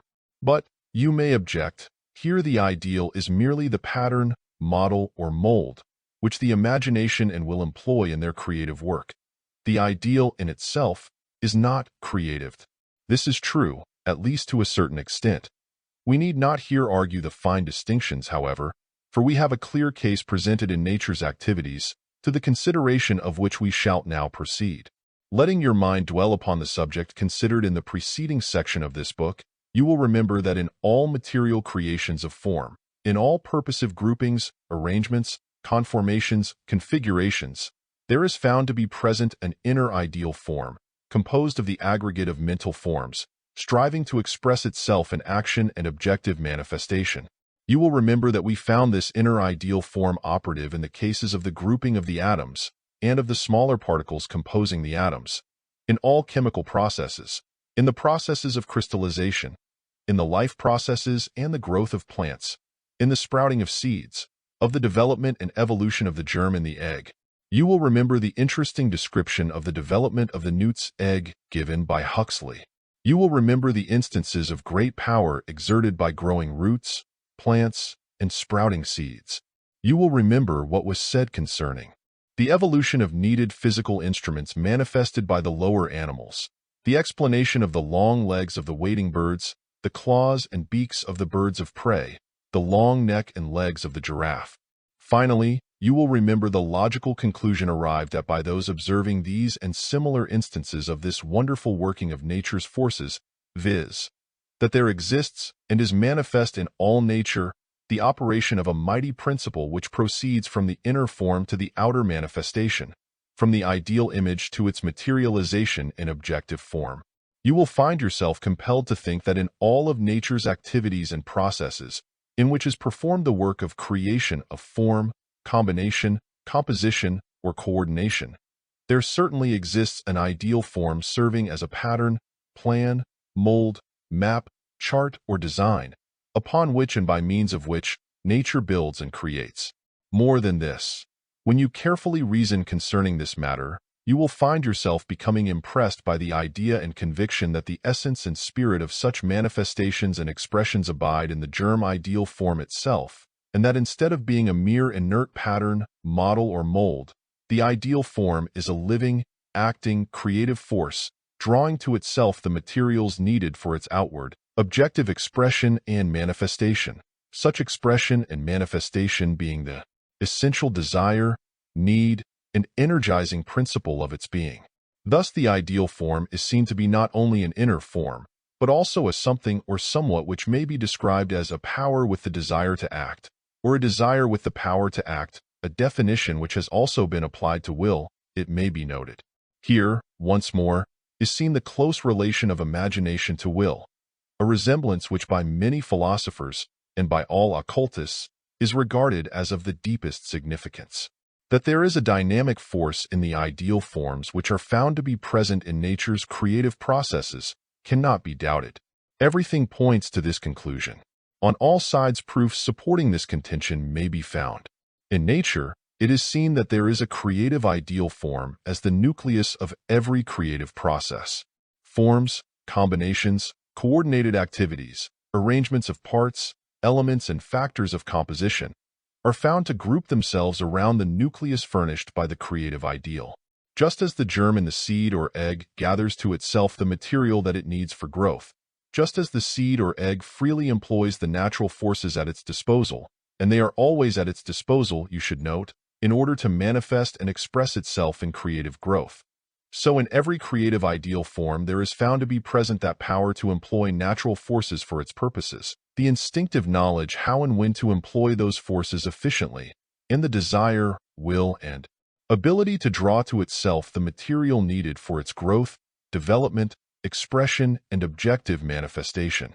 Proceeding from the macrocosm to the microcosm, from nature to man, and applying the ancient Hermetic axiom, as above, so below, we would consider it logically certain that in man, the individual, we should find a corresponding condition of things, i.e., the presence and power of the creative ideal form, the action of the latter in the direction of drawing to itself the material required for its objective expression and manifestation, and the capacity for employing natural forces for the purpose of accomplishing its end. We should expect to find that, in man as in nature, the creative ideal form not only seeks to express and manifest itself in objective form and action, but also actually does so express and manifest itself, and also is able to press into its service the subtle forces of nature, provided always that the creative ideal form be 1. Sufficiently strong and active, and 2. Sufficiently clear and definite. The spirit of the requirements being that of concentrated power, discover that we have not been deceived, nor conducting the above-mentioned inquiry, we mocked. We find that the axiom, as above, so below, holds good in this as in many another case. We find that the men and women who have accomplished great things have always possessed these dynamic creative ideals, and that those who have so possessed them have found operating within themselves a mighty power of nature, and have been conscious of the effects of these activities manifesting in the world outside of themselves.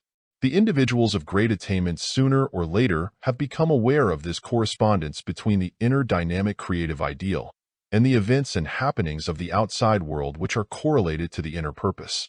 The individual with the dynamic creative ideal has established within himself a great focal center of energy and power, and to that center are being attracted and drawn things, persons, circumstances, thoughts, ideas, powers, and other things which are needed for the objective expression and manifestation of the inner ideal form.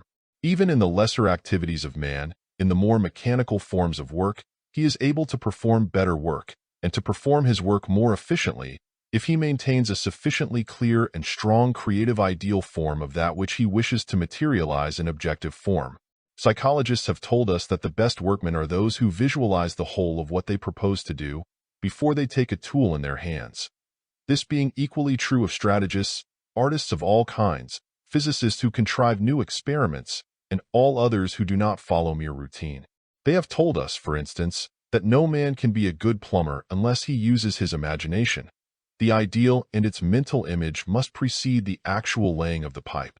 Likewise, that the blacksmith is efficient only in the degree in which he employs his imagination. Every time he strikes the red-hot iron, he makes it approximate the ideal image in his mind. Kay says, a clear and accurate idea of what we wish to do, and how it is to be effected, is of the utmost value and importance in all of the affairs of life. A man's conduct naturally shapes itself according to the ideas in his mind, and nothing contributes more to success in life than having clear, strong ideals and keeping them continually in view. Numerous unexpected circumstances will be found to conspire to bring it about, and even what seems at first hostile may be converted into means for its furtherance, while by having the ideal constantly before the mind, one will be ever ready to take advantage of any favoring circumstances that may present themselves. Bain says, by aiming at a new construction, we must clearly conceive what is aimed at. Where we have a very distinct and intelligible model before us, we are in a fair way to succeed. In proportion as the ideal is dim and wavering, we stagger and miscarry. John Burroughs says, no one ever found a walking fern who did not have the walking fern in his mind. A person whose mind is full of Indian relics picks them up in every field through which he walks. They are found and quickly recognized, because the eye has been commissioned to find them. In the great field of activities comprising the realm of desire, we find that the energizing force of desire is called forth in proportion to the degree of clearness, definiteness, and distinctness of the ideal presented to it. Desire always is called into action by the presence and power of ideas and ideals. Desire is always the want of this thing, or the want to do that thing. It cannot want or want to unless an idea or ideal is present in sufficient force and definiteness to call forth its activities. In fact, a strong ideal often arouses and attracts to itself such a degree and amount of desire that the ideal itself seems to be but a focal point of desire, or the desire seems to be the very soul of the ideal. In desire power, the dominant want, or want to, is the definite purpose. The idea of the achievement or attainment of the end of the want, or want to, is the definite ideal. Likewise, in the activities of faith power, there is always found present a definite ideal. Faith must always have its object. The more definite and certain its object, the greater and more stable is the faith. Faith is one of the great elemental spiritual powers. In its form of confident expectation and expectant attention, it powerfully moves the will. But faith power is but latent and static unless it be aroused into dynamic power by the presentation to it of an appropriate idea or ideal.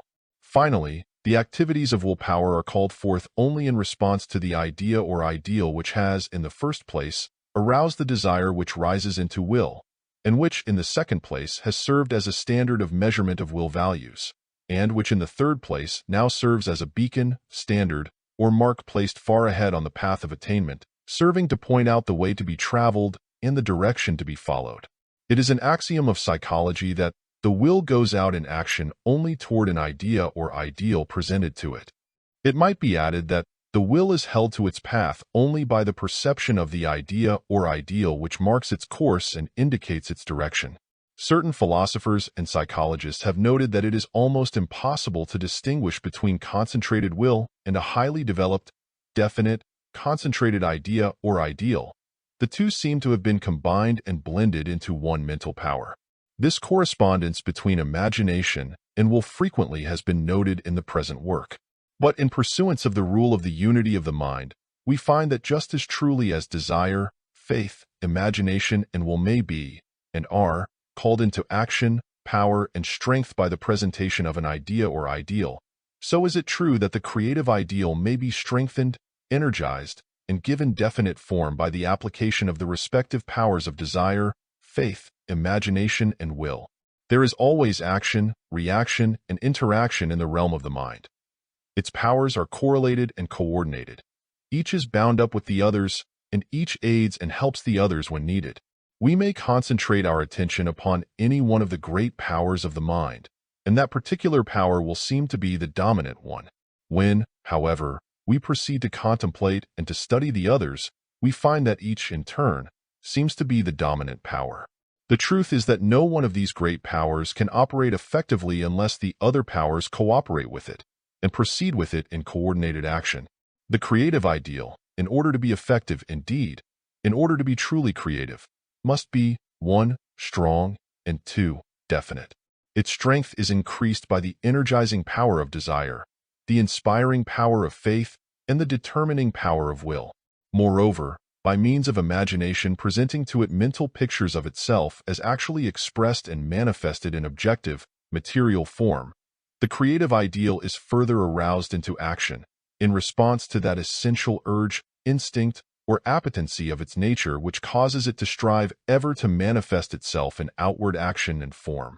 In strengthening an ideal form which you wish to raise to the rank and power of a dynamic creative ideal, you should bring to bear upon it the combined powers of your desire, faith, imagination, and will. The creative ideal, in order to be effective and truly creative, must be dear, positive, and definite. Here the ideal calls upon those mighty twin elements of the spirit, the ideative and volitional faculties, namely, imagination and will. Imagination supplies the definite pattern, model, or design which the ideal wishes to manifest, while will proceeds to cut away the encumbering marble or granite which hides the definite form of the ideal as represented by the artist's pattern, design, or mold. Will, however, does not create the ideal is self-created, or else is originally created by that I am I which is the center and focal point present in the mental kingdom, but will serve a necessary purpose and an essential task when it proceeds to chip away, to chisel away, to hammer away all the great mass of mental granite or marble which hides the beautiful inner form of the ideal, its pure form. The ideal form is actually existent, never forget that. But before it may be perceived and employed as a model, standard, and guide, it must be released from that which encumbers its pure form and hides it from view. In the master formula of attainment, the first element is that of definite ideals, not merely ideals, but particularly definite ideals. In all of the principal books of this series, this element of definite ideals is dwelt upon at considerable length, in one form or another. In the preceding sections of the present book, you will find it presented under the form of definite purpose. The factor of definiteness is emphasized in all such presentations, for upon such definiteness depends much of the power of the ideal standard or purpose. It must stand out in attention, perception, and thought. It must represent the just what of the want, ambition, faith, effort, or thought. It denotes just what you like, desire, believe in, adopt as a standard of values, use as your guide on the road of attainment, and strive to manifest and express in thought, word, and deed. An ideal, standard, or purpose is definite in the degree in which it is certain, clear, plain, distinct, specific, exact, precise, fixed in understanding and meaning. Its mental form must be distinct, clear, sharp, clear-cut, sharp-cut. Indistinctness, indefiniteness, ambiguity, uncertainty, vagueness, and obscurity of understanding and meaning are to be avoided in your ideals. That is, if you wish to have them creative and dynamic. Strong and definite creative ideals are properly called dynamic ideals, for they manifest all the qualities and powers which are indicated by the term dynamic. Dynamic means powerful, filled with energy, capable of manifesting force, energy, power, motion, and action. The dynamic aspect or phase of anything is that in which the thing manifests motion, action, activity. Its static aspect or phase is that in which it exists in a state of rest and inaction.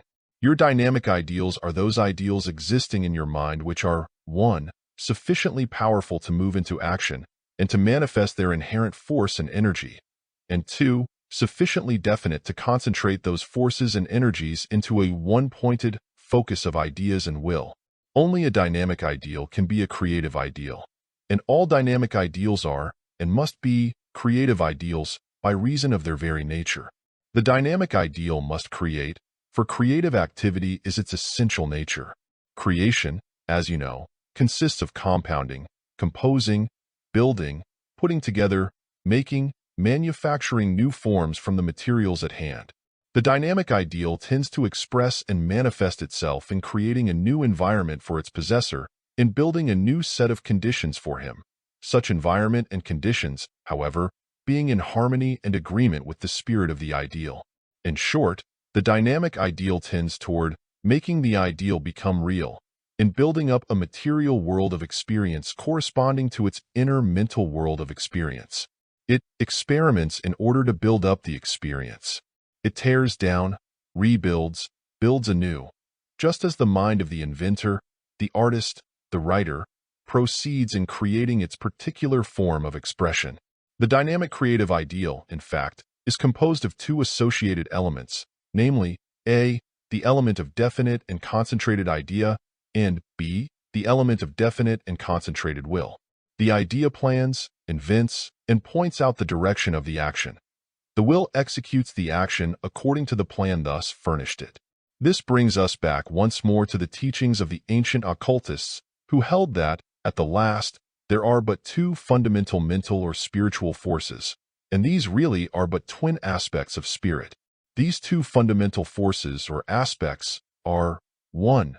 Imagination, which was held to involve all thinking, reasoning, and mental imaging of any sort, and 2. Will, which was held to involve all feelings and desires, all voluntary action, all determination, judgment, decision, and volition. All other mental faculties or powers were held to be but A. Phases or derivative forms of imagination or will, or B. Combinations and compositions of imagination and will, in which the elements of each are blended. In that book of this series entitled Personal Power, we have shown you that the twin giants of personal power are ideation volition, or, in other words, idea will. The more you ponder over this teaching, the stronger will grow your conviction of the underlying identity of ideation and volition, that imagination and will are twin giants, inseparable, always operating in conjunction with each other. This being so, you will begin to understand how and why a strong, vigorous, definite ideal may become a dynamic creative ideal by means of calling into operation and effect its twin aspect of dynamic will. For the purposes of easy thought on the subject and the manifestation of this principle, you may think of the dynamic creative ideal as having the soul of idea and the bodily strength of will. You may render your ideals dynamic and creative by means of the employment of desire, faith, imagination, and will. Applying the principle of the master formula, you 1. Must know exactly what you want that creative ideal to be. 2. You must desire insistently that it be such. 3. You must confidently expect that it will be such. 4. You must persistently determine that it will be such, and 5. You must pay the price of work, service, application, concentration, and of the relinquishment of opposing ideas and ideals, desires, and feelings. By means of insistent desire, confident expectation, and persistent determination, the creative ideal may be raised to the rank and power of dynamic idealization. Keep your creative ideals always before you. Think of them, dream of them, make them a part of your very soul. Encourage them by visualizations of their realization in objective form. Brace them with affirmations. Give to them the force of habit by endeavoring to act upon their principles as often and so far as is possible. Think, feel, and act in their terms. Assimilate them to such an extent that your personal mental and physical instruments of expression may become their outward machinery. Let even your personal being become as the willing instrument of the manifestation into objective form of these dynamic creative ideals. Live for the purpose of making your ideals become real. What will be the result of the creation and maintenance of such dynamic creative ideals? You may ask. Here is the answer of those wise and illumined members of the race who established the esoteric schools of ancient philosophy, and of the equally wise and illumined members of the race of today, who are striving to sow the seeds of the inner teachings in the minds of those who are prepared to receive them, nourish them, and allow them to develop, grow, and bear blossom and fruit. Here is the answer of such great souls. You are the creator of your own world of experience. Consciously or unconsciously, you are molding your world of experience and determining your own destiny. In ignorance or in wisdom, for good or for evil, you are creating, building, constructing the scenery of that world in which you live and move and have your being. For weal or for woe, you are thus building. For better or for worse, you are thus constructing. Your personal world of experience is largely what you, yourself, have made it. Your ideals ever tend to become real. You are always realizing your ideals. What you have been doing unconsciously, you may now proceed to do consciously. By creating and controlling your ideals, you create and control your world of experience. You may become an active master of creation instead of a passive slave. The strong, definite, dynamic creative ideal will call forth the full powers of your body, of your mind, and of your spirit. Reason, imagination, invention will perform their best work under its influence. Desire will energize more intensely, and will determine more persistently under its influence. The wonderful storehouse of the subconscious will open wide its doors when the creative ideal gives the right knock. The still higher realm of the superconscious will superimpose its wisdom and knowledge upon the conscious mind, when this be demanded by the dynamic ideal. All things will work together for good for him, in whom the dynamic creative ideal is manifesting its power. I call them all forth, and forth come they in answer to my call, says the spirit of the ideal in the old allegory of the Orient, and chief of all, and the first to come forth, is my twin brother will, concludes that ideal spirit. Definite ideal and concentrated will, these are the twin giants of your creative power. Cultivate and develop both of them, and to an equal extent. Do not let your definite ideals suffer by reason of the lack of pulling and pushing power of your concentrated will. Neither let your concentrated will become static and inert by reason of the lack of the directing and guiding power of your definite ideals. Grasp the hands of the twin giants, one on the right of you, one on your left, and then let the I give the command, forward, march. Naught can oppose the phalanx composed of your definite ideals, your real self, your concentrated will. Rightly may such a combination shout its battle cry, I can, I will, I dare, I do. The will that can is the will that knows. The ancient Buddhists had an old aphorism which ran something like this: to know rightly is to think rightly is to will rightly is to act rightly. The root of action is knowledge. The fruit of knowledge is action. The ancient Chaldeans had a similar proverb: he who knows is able to will effectively. He who wills effectively creates his world. All through the secret doctrines runs this song of ideal will, of knowing and doing, and the most practical thinkers of our own times and lands echo the ancient reports. Perhaps the highest phases of philosophical and metaphysical thought are those which hold that the only adequate explanation of the universe is to be had in that hypothesis which postulates the existence of an eternal, infinite spiritual principle, the essence of which is life, will, and ideative consciousness, the essential powers of which are animation, ideation, and volition, respectively. In this view, universal creation, creative evolution, is accomplished by means of the power of the living will, taking the forms and configurations patterned by the living idealizing power. Daring thinkers have likened the universe to a cosmic dramatization of the ideas and ideals evolved by the infinite consciousness of spirit, the machinery of creation being operated by the infinite will of spirit. Be this as it may, every careful and honest thinker has been compelled, at least at times, to admit that there is no escape from the conviction that the universe shows the progressive working out and manifestation of a cosmic purpose, intention, end, aim. In short, that the universe is the materialization of a pre-existing cosmic idea or ideal. The processes of cause and effect show the presence and operation of something like pure deductive logic in the activities of the universe. Many poets, writers, and dramatists have pointed out that in the processes of the universe there is manifested the presence and action of something that might be called the author, a something or somewhat that develops a cosmic plot of creation, and then logically, consistently, and artistically proceeds to perform the work of material evolutionary creation upon the lines of that ideal plot. They point out that the characters, circumstances, actions, and events of the universe always hang together, always manifesting that unity, coherence, and balance which distinguish the literary compositions of the best writers. This lofty conception may be but the fanciful expression of the perception by competent observers of that something at work in the universe which bears a close resemblance to the something at work in their own minds. Or, again, it may be the result of a deep intuition of truth. Whatever it may be at the last, it certainly expresses a conviction that has come to many deep thinkers in all ages and all lands, many of whom had never heard the like expression of others of their kind.